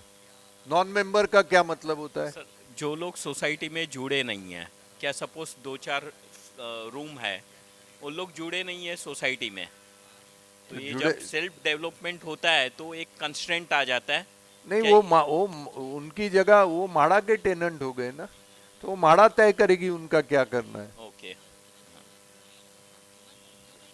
जो सोसाइटी के मेंबर है सिर्फ उनकी बात म्हाडा करेगी, और जो सोसाइटी के में नहीं है वो म्हाडा के टेनेंट बन गए, वो उनका फैसला म्हाडा करेगी जो भी म्हाडा को करना है. म्हाडा उनको 300 फुट देना है, 600 फुट देना है, अडानी के पास देना है, सब वो म्हाडा तय करेगी. उनका वो म्हाडा के नाम पे जाएगी ना. ये म्हाडा से आप मालिक बन के सोसाइटी बना रहे हैं. अगर आप सोसाइटी नहीं बनाना चाहते हैं तो बात अलग थी. आपकी सोसाइटी बन गई, लेकिन जब सोसाइटी बने तो आप मेंबर नहीं बने. आपको सरकार का दामाद बनना था तो आप दामाद बन गए. तो आप दामाद बन के रहिए, तो आपके ससुर जी तय करेंगे आपका क्या करना है. हेलो, हाँ प्रभु जी. सर, एक मिनिट. एक प्रश्न होता तुम्हाला. आमच्या या कॉलनीमध्ये ही जे स्ट्रक्चर आहे याच्या मागे जैन मंदिर आहे, मोठं आहे, जवळजवळ 5-6 गाळ्यांनी त्यांनी बांधलेलं आहे. तर इन फ्युचर समजा कर्मधर्म सगळ्यांनी की सेल्फ डेव्हलपमेंटला तयार झाले, सगळं असं धरून चालू आहे आपण, तयार झाले तर त्यावेळेस बिल्डिंगमध्ये अलाउ करतील का मंदिरला? बिल्डिंगमध्ये मंदिर कशाला? ते मंदिर जिथे आहे ते त्यांना मंदिरचं मंदिर तिथेच राहू द्या ना, त्याचा FSI मायनस करून बाकीचं घ्या ना तुम्ही. अच्छा, म्हणजे ते होऊ शकते, म्हणजे त्याला काही प्रॉब्लेम नाही. तुम्ही जर पूर्ण प्लॉट विकत घेतला आणि जैन मंदिरचा FSI त्यांना मायनस केला आणि उरलेल्या याची डेव्हलपमेंट केली तर तुम्ही करू शकता. जैन मंदिरवाल्यांना तुमच्याबरोबर येऊन जैन मंदिर पुन्हा रिडेव्हलप करून काही बांधायचं असेल तर त्यांना सोबत घेऊ शकता. तो तुमचा निर्णय आहे सगळ्यांचा. Okay okay. ते जैन मंदिरचे राईट्स मग त्यांचे सेपरेट असणार का यांना मिळणार आपल्या सोसायटीला? पूर्ण प्लॉट सोसायटीला मिळाला तर जैन मंदिर देखील सोसायटीचा मेंबरच राहील ना. आणि त्यांच्या वाट्याचा जो काही FSI त्यांनी वापरलेला आहे त्याचे पैसे त्यांना भरावे लागतील. त्यांच्याकडे पैशाची काही कमी नाही आहे.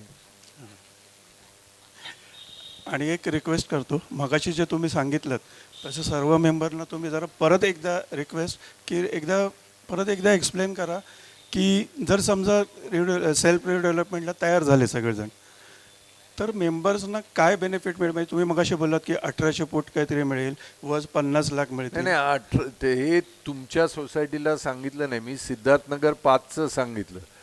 आता तुम्ही ते माझ्या तोंडात टाकू नका, हे उन्नतनगर बद्दल बोललेलो नाही. अंदाजे नाही तर काय आपण 15 लाखाची वाट गेली 10 वर्ष करतोच आहे की आज मिळेल उद्या मिळेल. हे तुमच्या सोसायटी विषयी बोललेलो नाही. पण मी सिद्धार्थनगर अप्रॉक्सिमेटली असं अप्रॉक्सिमेट होत नाही. तुम्ही निर्णय घ्या की तुम्हाला स्वयंविकासात जायचं आहे, मग मी येऊन कॅल्क्युलेशन करीन. आत्याला मिशा असत्या तर काका म्हटलं असतं. त्यामुळे आत्याला मिशा आहे की नाही हे मला कळलं पाहिजे ना आधी. पण काहीतरी कळलं की बाबा मॅक्झिमम मिळत असेल तर पब्लिक तयार पण होतील ना. काहीतरी आशा असेल तर पब्लिक तयार होतील. नाही आशा नाही. तुम्ही अनधिकृतपणे राहत आहात, ते अधिकृतपणे तुमच्या पुढच्या पिढीला राहायचं आहे का त्यांनाही अनधिकृतपणेच ठेवायचं आहे याच्यावर तुम्ही निर्णय घ्या. तुम्हाला पुढच्या पिढ्या देखील कुठे राहतो तर माडाच्या अनधिकृत घरात राहतो हे सांगण्यात अभिमान वाटत असेल तर राहा. माझी काही अडचण नाही, माझं कमी होत नाही. त्रास तुमच्याच पुढच्या पिढीला होणार. जेव्हा ते शाळा कॉलेजमध्ये जातात त्यावेळेला म्हणतील हेच ते अनधिकृत ना. आता 15 शेड बद्दल कोणी सिद्धार्थनगर म्हटलं की लोक अरे लोचा आहे असं म्हणतात. तर तसं नाव तुमचं पण खराब व्हावं असं तुम्हाला वाटत असेल तर त्याच्याबद्दल काही करा. तुम्हाला वाटत असेल त्याच्याने काय फरक पडत नाही तर मग नका करू, तुमचा प्रश्न आहे.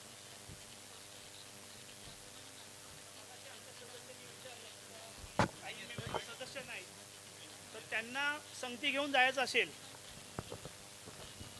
सेल्फ डेव्हलपमेंट उद्या ठरलं आणि त्याशिवाय पर्यायच नाही आमच्याकडे, पण आज आपण बोलत नाही. आज ना उद्या त्याशिवाय पर्यायच नाही. आणि आम्हाला जर त्यांना घेऊन जायचं असेल जे आता काही पैसे भरत नाहीत किंवा त्यांनी सदस्य झाले नाहीत माडामध्ये, म्हणजे स्पष्ट बोलायचं तर आमचे मूळ रहिवासी जे होते ते आता स्वर्गवासी झाले, त्यांचे मुलं आता नावं करत नाहीत, काय ते त्यांचं आपसमध्ये काय असेल ते, मग त्यामुळे ते सदस्य झालेले नाही. तर त्यांनासुद्धा आम्हाला संगती घेऊन जायचं असेल तर त्याच्यावर काय पर्याय आहे का आपल्याला? जे काही माडाच्या नियमाप्रमाणे होईल ते होईल. प्रत्येक कॉलनीमध्ये असे सदस्य न झालेली लोक आहेत, त्यांच्या बाबतीत जो नियम लागू होईल तो यांचाही लागू होईल. त्यांना सोडून आपण करू शकतो का डेव्हलपमेंट? तुम्ही आधी निर्णय घ्या ना. तुम्ही इथल्या तिथल्या गोष्टी गप्पा मारण्यात काय अर्थ आहे? निर्णय हा घ्यावाच लागणार आहे. काय करायचं आहे हा निर्णय घ्या, मग या सर्व गोष्टींची उत्तरं देऊ. ह्या निर्णयाशिवाय पर्याय काय काय पर्याय तुमच्याकडे?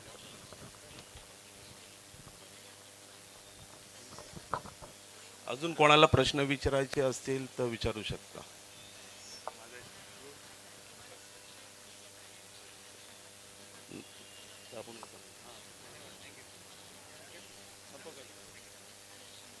ध्रुवजी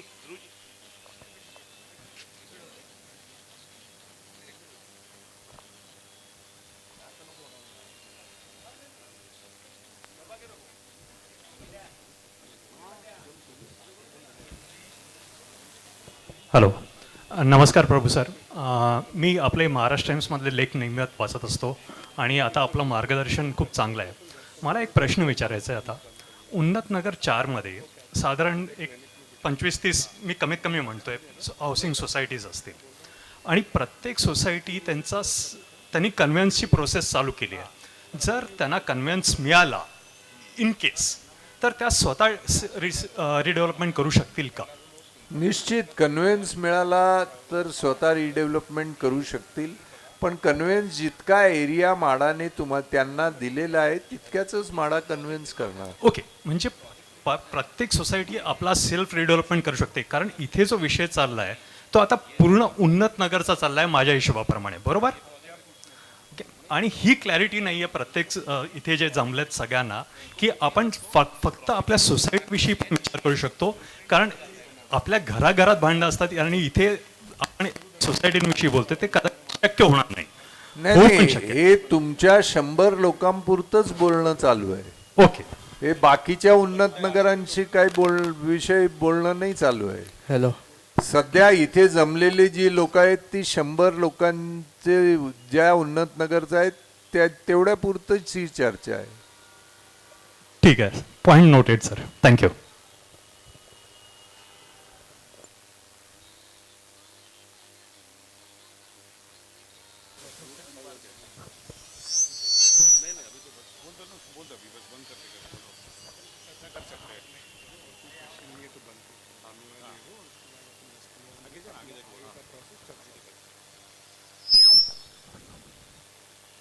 आणखी कोणाला प्रश्न असेल? आशा वाटते की कोणाला आणखीन प्रश्न विचारायचे नसतील म्हणून. आणि आपण साहेब आल्याबद्दल आपण त्यांचे धन्यवाद आणि त्यांना उभा राहून एक आपण त्यांना एक हे करूया, टाळ्या वाजवूया त्यांना.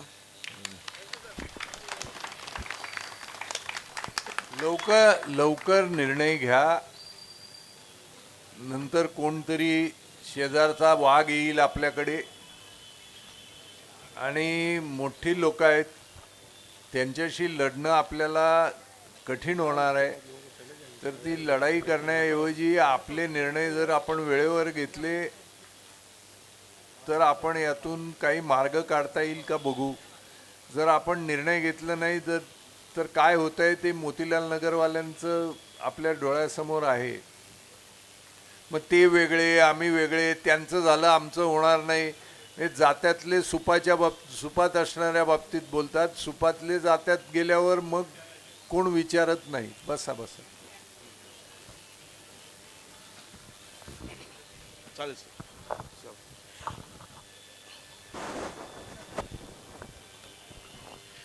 जे साहेबांनी सांगितलेलं आहे त्याच्यावर निर्णय घेण्यासाठी आपण थोडा वेळ 10-15 मिनिटं आपण एक डिस्कस करूया याबाबत.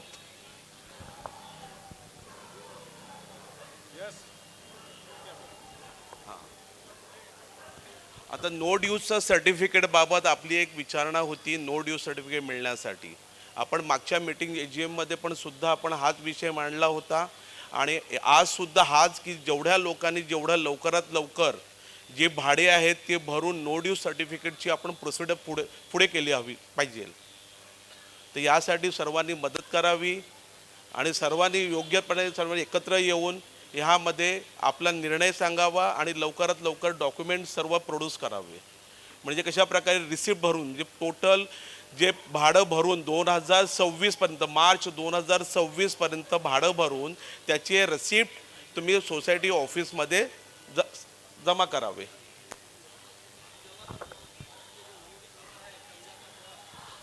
आणि सर्वांनीच भरावे. मी सर्वांना विनंती करतोय. त्यामुळे सर्वांनी बसा, आपण याच्यावर पुन्हा एक डिस्कस करूया जरा. देखिए, अपने पास जो भी क्वेश्चन है अभी एक बार सब आए हुए हैं तो एक बार डिस्कस कर लेते हैं. 10 मिनट बैठते हैं, जो भी क्वेश्चंस आ रहे हैं एक बार डिस्कस करते हैं, फिर अगला SGM बुला के क्या डिसीजन लेना है वो भी आज डिस्कस कर लेते हैं. तो 10 मिनट बैठिए, उनको सी ऑफ करके वापस आते हैं. और मुझे लगा है कि सबको थोड़ा बड़ी समझ में तो आया है। हेमंत भाई, अपना मन का जो क्लियरिटी होता है वो थोड़ा इसमें इनको बुलाने का एक ही था कि अपने को मालूम ही रहे, क्या खाली हम लोग खाली बात ही करते रहते और कुछ होता नहीं है। अभी तो कोई पहुंचा नहीं। ये आज सब लोग ने सवाल पूछा और सबको लिबर्टी मिली और सबको भी, पीयूष भाई आपको भी सेटिस्फेक्शन हुआ रहेगा ना। ये तो क्या होता है, सवाल पूछने के सबको दिया कि आपको जो भी मन में था पूछ सकते थे ना, ये चीज़ें तो। हाँ, ये सुन लो हेमंत भाई, नहीं हेमंत भाई पहली बात करो, हेमंत भाई पहली बात करो, जब बात तुम्हारी सही है। नहीं उनका वेलकम किया, जूने का तो हम लोग साथ में था,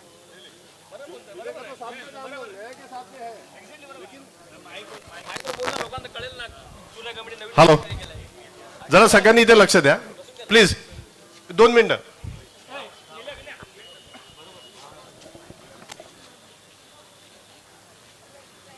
माझं एकच विचारणं आहे की मागच्या 15 वर्षात, हिंदी बोलू मराठी बोलू, मेरा यही कहना है लास्ट 15 साल से या तो 10 साल से हम लोग जो ये कन्वेंस चिल्ला रहे हैं, 5 सोसाइटी यानी इतना जो मेंबर्स थे, कमेटी मेंबर्स थे, उन्होंने भी काफ़ी मेहनत किया, अभी का कमेटी है वो भी काफ़ी मेहनत कर रहा है और ये कन्वेंस पे ही ज़्यादा फोकस हुआ। लेकिन कभी भी एजीएम में खाली जो गिने चुने लोग होते हैं उन लोग ही डिसीजन करता है ना, कभी हम लोग से जनरल बॉडी मीटिंग लेके हम लोग से बातचीत हुआ नहीं, कभी डिस्कशन हुआ नहीं।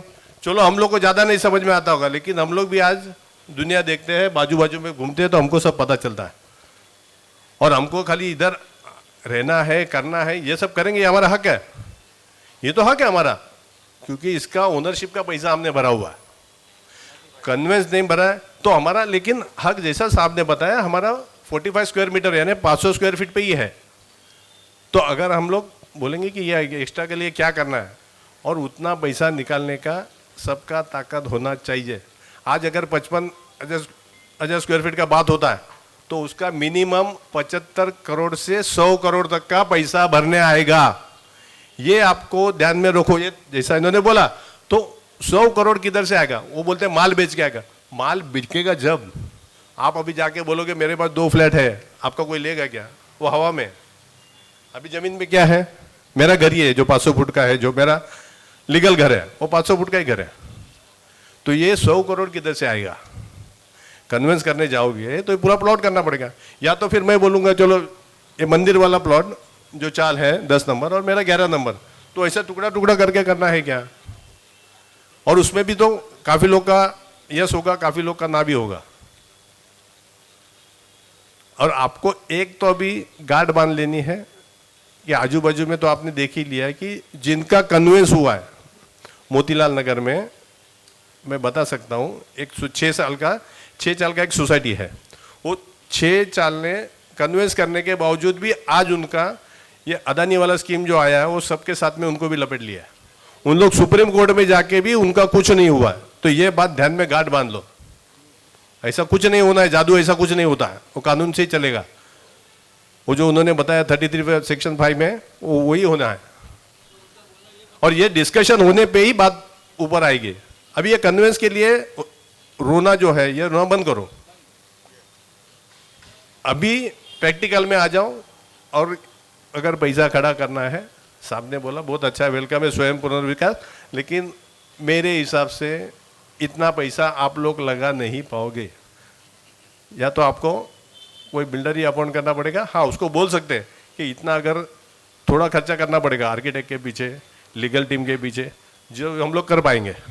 समझो पर हेड 10,000 15,000 भी निकालना पड़ा तो ये पीएमसी हम लोग करके उसका जो बजट बनेगा उसमें डिवाइड कर लो। एक बिल्डर अपॉइंट करो कि हमको 2,000 नहीं 2,500 फुट मांगता है, 3,000 फुट मांगता है, ये चीज़ हो सकता है। लेकिन अगर आप बोलोगे कि गवर्नमेंट आके करेगा तो फिर वो अदा नहीं आएगा, या तो और कोई आएगा, LNT आएगा, निर्माण ग्रुप आएगा। यस, सेल्फ रीडेवलपमेंट यानी क्या है, तो उसमें अपने को कॉन्ट्रैक्टर ही अपॉइंट करना है, सो अपने हाथ में ही है ना, अपने हाथ में। लेकिन जो अगर सेल्फ रीडेवलपमेंट में जाते हो तो जमीन तो पहला लैंड आपको बकत लेना पड़ेगा, TDR बिकत लेना पड़ेगा, तो FSI का पैसा कौन भरेगा? मैं तो खाली 500 फुट का मालिक है, अभी मैं वापरता हूँ 1500 फुट, तो 1000 फुट का तो मेरा लगना है ना। तो 1000 फुट का आज भाव भी पकड़ोगे तो उतना कितना हो गया? आज 15 से 20 हज़ार रुपये स्क्वायर फीट का भाव पकड़ लो गोरेगांव का, रेडी रेकनर के हिसाब से 28,000 28,000। चलो मैं मिनिमम बोला 20,000, 28,000 लगा लो अभी हिसाब।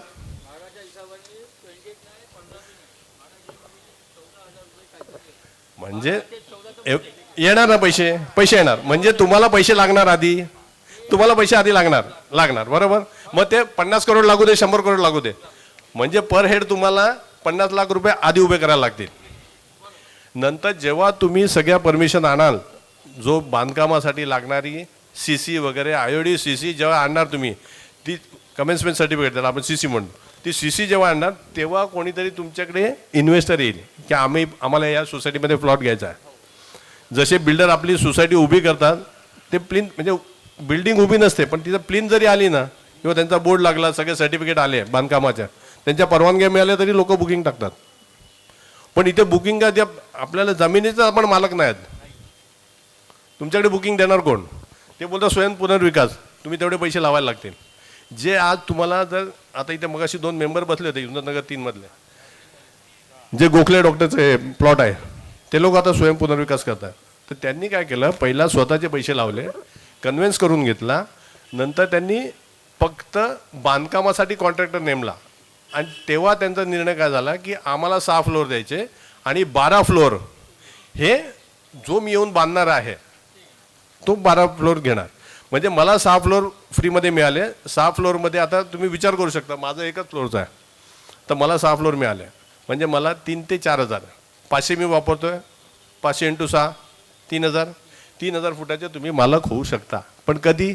जेव्हा तुम्ही हा कन्व्हिन्स कराल, त्याचे पैसे तुम्हाला भरायला लागतील आणि बाकीच्या परवानग्या मिळवाव्या लागतील। त्या परवानग्या मिळवल्यानंतर आपण पुढे विक्रीचा डोक्यात आणू शकतो, मग मेंटेनन्स फ्री कसं करणार ते नंतर डोक्यात आणू शकतो। पण आता तुम्ही बोलाल की आम्ही असे आहोत, असे राहणार, आम्ही इथे जन्माला आलो, आम्ही इथे कुठे इथे आम्ही पण इथेच आलो जन्माला, पण आपल्याकडे कितीचा कागद आहे? कागद बोलतात, मी असेल, माझी पुढची पिढी असेल, त्याच्या पुढची पिढी, ते कागदच बोलणार, ते 500 फुटाचंच बोलायला लागेल। ते आता कन्व्हिन्स हा विषय बाजूला ठेवा, पहिला तुम्हाला एकदा विषय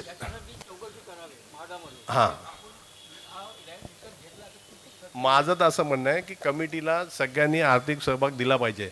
त्यांना प्रत्येकी 10 ते 15,000 रुपये तुम्ही द्या, ज्याच्यामध्ये ते त्यांचं आर्किटेक्टचं मार्गदर्शन घेतील। यांनी दिलं आहे चांगलं गोष्ट आहे, लिगल त्यांनी सांगितलेलं आहे, पण तुम्हाला जे खर्चाच्या बाबी आहेत ते तुम्हाला आर्किटेक्ट सांगू शकेल। त्याच्याकरता तुम्हाला इंजिनियर्स ठेवावं लागतील, लिगल बाजूसाठी तुम्हाला वकील अपॉइंट करावा लागेल, मग त्याच्यासाठी तुम्हाला कमिटीला पहिला तुम्हाला पैसे द्यायला लागतील, तरच तुम्ही चांगलं मार्गदर्शन आणि on paper fact, actually fact जे तुम्हाला पाहिजे ना, की जसे जमिनीची किंमत किती, परवानगी घ्यायची किंमत किती, ते बोलतात की बाबा अंडर टेबलवाले लांब ठेवा, तसं नाही होणार। BMC जा, कुठेही जा तुम्ही, तुम्हाला अंडर टेबल लागणार आहे आणि त्यावेळी तुम्हाला सहकार्य करायला लागेल, नाही तर मग बाकी सगळ्या गोष्टी अदानी बघतो, अंडर टेबलच्या पण बघतो, सरकारपासून टॉप टू बॉटमपर्यंत। हां ना, ते नाही बोलू शकत ना, ठीक आहे ना, पण आपण बोलू शकतो ना, आपण चर्चा जनरल आहे, आपल्या जनरल चर्चेमध्ये आपण बोलू शकतो ना। मग माझं असं म्हणणं आहे की पहिला तुम्ही कमिटीचे हात मजबूत करा, कमिटीला सांगा, आणि त्यांनी कमिटीची पण एक जबाबदारी बनते की त्यांनी सगळ्यांना विचारात घ्या, ज्या ज्यावेळी असे प्रश्न येतील की बाबा असं असं आहे, आपल्याला अपॉइंट करायचं आहे, आर्किटेक्टने आपल्याला 1.5 लाखाचा बजेट दिला आहे, तर 1.5 लाख रुपये त्यांच्याकडे सुपूर्द करायची आपली जबाबदारी आहे।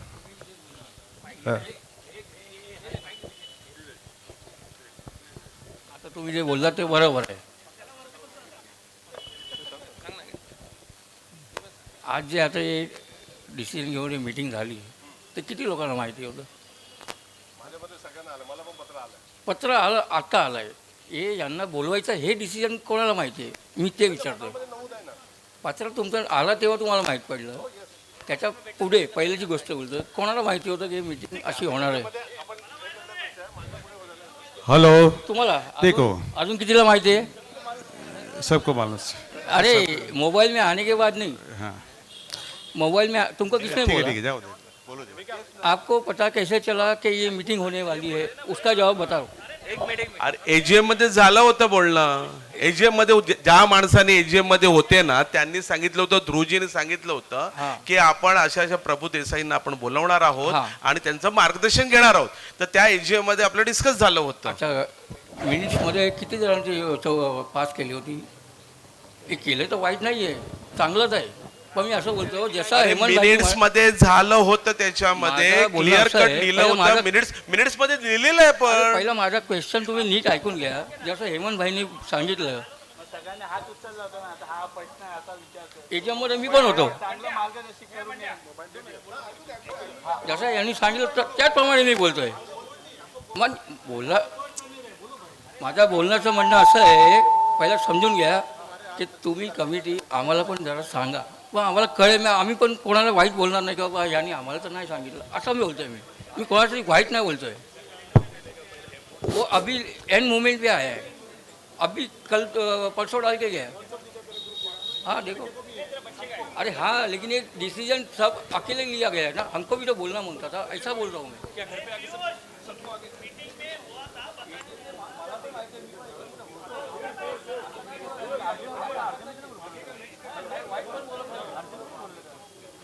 पियुष भाई आपण 2 मिनिटं मला बोलल्या.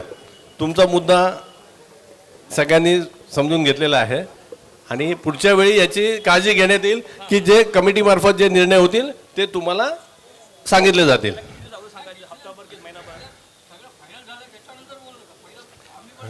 हां ठीक आहे. त्याच्या आता आपल्या त्या विषयावर बोलणं झालेलं आहे. त्याच्याकरता आपण स्पेशल मीटिंग घेऊ त्याच्याबद्दल आणि त्या स्पेशल मीटिंगमध्ये सगळ्यांना सांगितलं जाईल, नंतर निर्णय घेऊ. हां बस एवढंच आहे. आणि सगळ्यांचं सहकार्यच अपेक्षित आहे. पण आता खरी लढाई आहे, तिथे तुम्हाला पैसे लागणार आहेत आणि पैसे छोटे लागणार नाहीत, बडा पैसा लागण्यावाला. ते ह्याची पण तयारी तुम्हाला ठेवावी लागेल. नंतर आपल्याला जायचं नाही जायचं नंतर ठरवू, पण पहिला स्कीम में जाने का है क्या नहीं, कन्वेंस अच्छा होगा क्या नहीं, ये अपने लिए है कि नहीं, तो उसके लिए ही चर्चा होगा.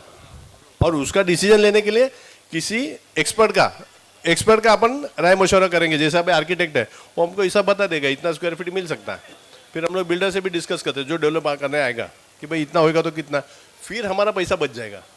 फिर उसको बोलेंगे कि भाई हम लोग को 6 फ्लोर दे रहा है ना, तो बचा हुआ 75 करोड़ जो भरने का वो भी आपको भरना पड़ेगा.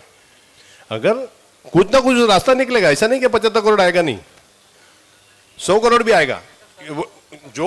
जो हिसाब से अपना प्रॉपर्टी है उसका 100 करोड़ भी कोई भरेगा. लेकिन हमारा कॉन्क्रीट डिसीजन आना पड़ेगा. हम लोग को वो समझने के लिए किसी को अपॉइंट करना पड़ेगा. एक लीगल टीम करो, एक आर्किटेक्ट टीम करो, उसका फीस भरने के लिए सब जन पैसा निकालो.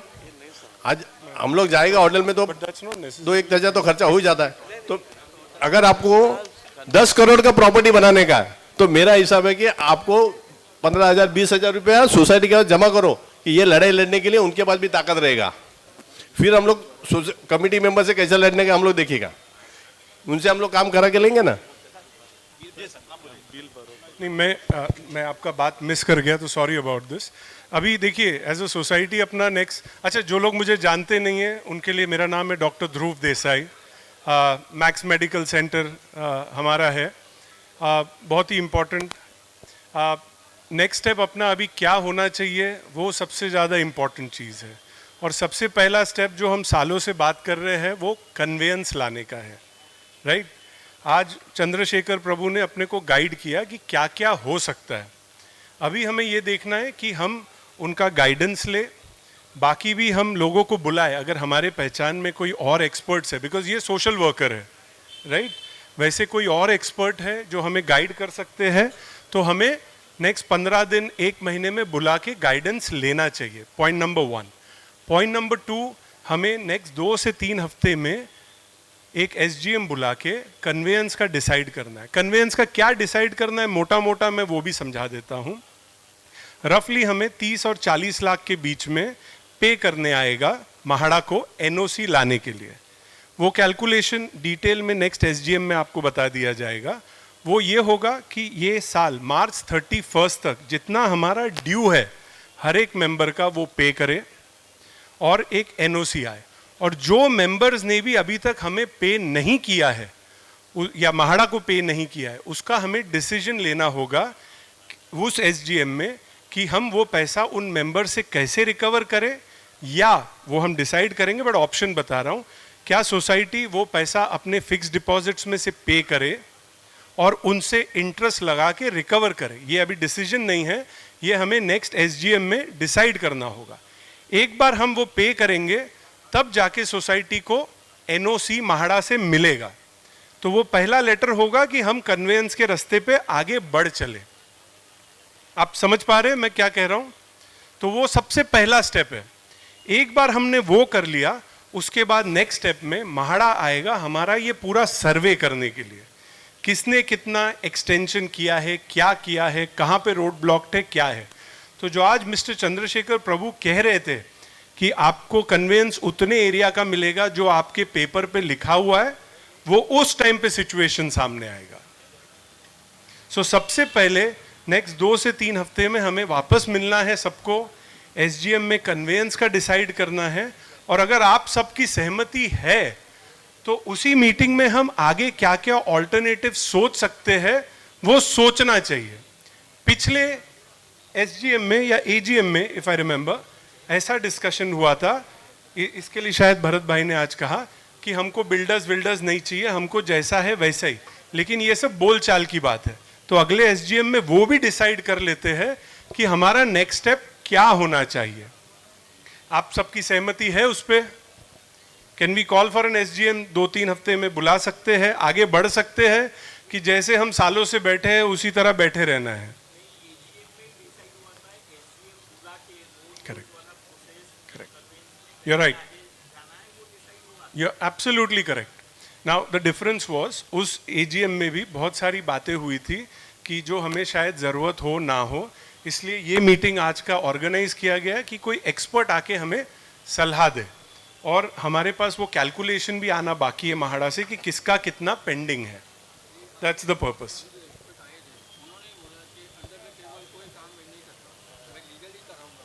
सर आपकी बात एकदम 100% सही है। किसी ने इलीगल की बात ही नहीं की, वो क्वेश्चन ही नहीं है सर। सर पीयूष भाई उस बारे में कोई बात ही नहीं कर रहा है, वो ऑफिशियल है, ऑफिशियल है, मैटर खत्म। वो ऑफिशियल की बात हो रही है। That's it. देखो कुछ पूछना चाहे प्लीज गो अहेड।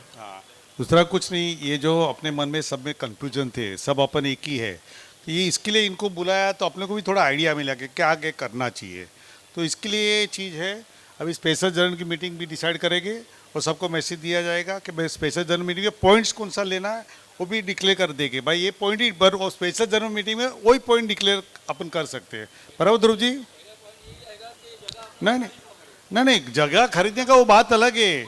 पहला तो देखो, कल भी सुनो मेरी बात, सुनो पीयूष भाई, कल ही माड़ा से मुझे फोन आया सुरवे का कि भरत भाई तुम्हारा लीज तुम्हारा पेंडिंग है भोजन का भाड़ा का, वो मेरा लीज भेजेगा। मैंने उसको बोला कि ये 1-2 तारीख को मेरे को नया दे दो, फिर मैं सबको लीज भेजूंगा।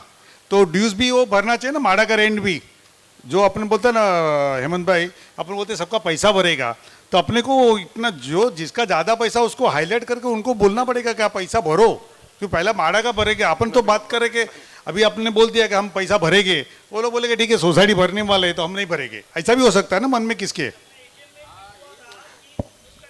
भरा उसमें। नहीं, लिस्ट दिया है अभी उसने, लिस्ट दिया है, तो मैंने उसको क्या बोला, अभी आज कितना तारीख हो गया, 28 तारीख हो गया ना। भरत भाई सुनिए, अभी क्या हम ये क्यों हो रहा है वो क्यों हो रहा है डिस्कशन में जा रहे हैं। अभी यहाँ पे सब लोग हैं, एक बार आप एक सेकंड हेमू भाई, अभी आपका नेक्स्ट ये है कि हम एसजीएम कब बुला रहे हैं वो आपको डिसाइड करना है। बराबर है। दूसरा उसका एजेंडा क्या है, बस वो एजेंडा डिस्कस करना है। That's it. मोर और लेस एजीएम में भी डिस्कस हो चुका है, यहाँ भी डिस्कस हो चुका है। ज्यादा तर्क वितर्क करके कोई मतलब नहीं है। Let's go by proper process. वो लिस्ट क्या बोल रहे हैं? अभी ना त्याला चौकशी केलेली आहे, ती लोक आपल्याला देणार आहेत, की कोणाकोणाचे पैसे बाकी आहेत ते अजून आपल्याकडे जिससे एक्सेस है। अभी आज 28 तारीख हो गया, मेरे को नवंबर का पहले का लिस्ट है, अभी एक इसका अंदर किसने भर गया तो क्लियर आ जाएगा, वो 2 तारीख को अपने को देगा, तो वो सब में सर्कुलेट कर देंगे अपन हाईलाइट करके कि इसका ज़्यादा अमाउंट है तो अपने को वो भी ख्याल आ जाएगा ये कितना भरने का है। क्यों आज 28 तारीख को, सुनो ये हेमू भाई, सूर्य ने मेरे को 1 तारीख लिस्ट दिया, तो मैंने सूर्य जब मैंने मैसेज डाला था कि रोकड़ा भरो तो बहुत से लोग ने रोकड़ा भर दिया। सुनो सुनो मेरी बात सुनो,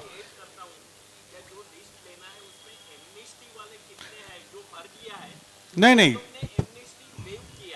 एक सुनो, एमनिस्टी का अभी क्या है, देखो अभी का गवर्नमेंट है ना, एक मिनट इसके बारे में आपको मैं एक्सप्लेनेशन देता हूँ कि उन्होंने कहा है कि जिसने भरा है ना पैसा वो भरा है, जिसने नहीं भरा है उसका वेव हुआ है। ये उन्होंने कहा है कि जैसा एग्जांपल बताता हूँ, किसी ने आदमी ने पैसा भर दिया है वो तो वो पहला भरा हुआ पैसा है ना वो उसका भर गया, हो गया, कोई माड़ा रिटर्न नहीं करेगा, और जिसने पैसा नहीं भरा है ना उसका वेव हुआ है पैसा।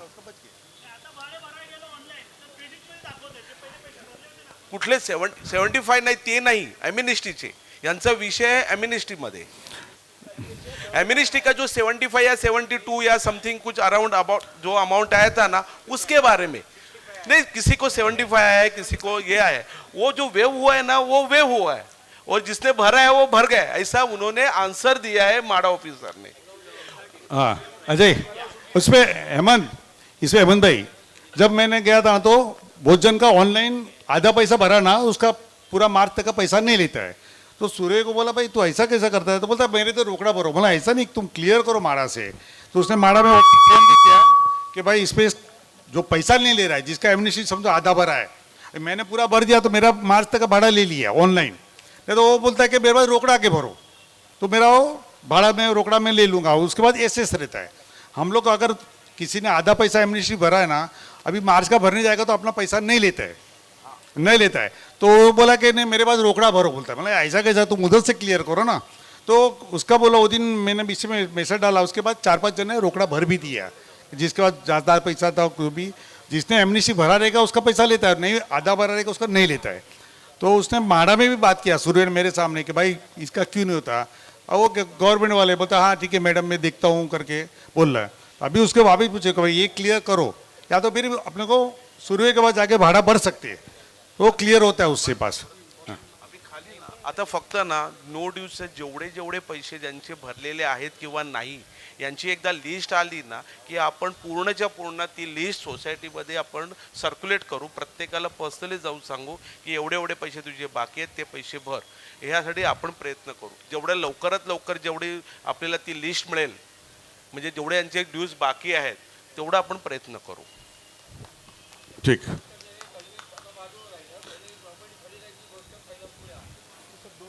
पीयूष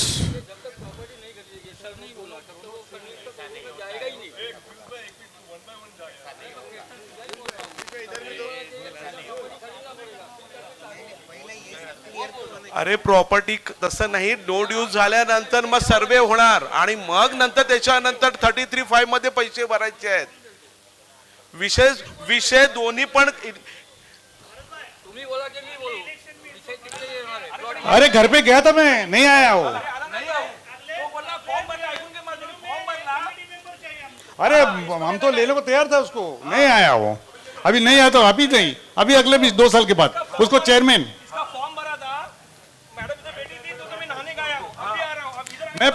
मैं घर के बाहर 15 मिनट खड़ा था।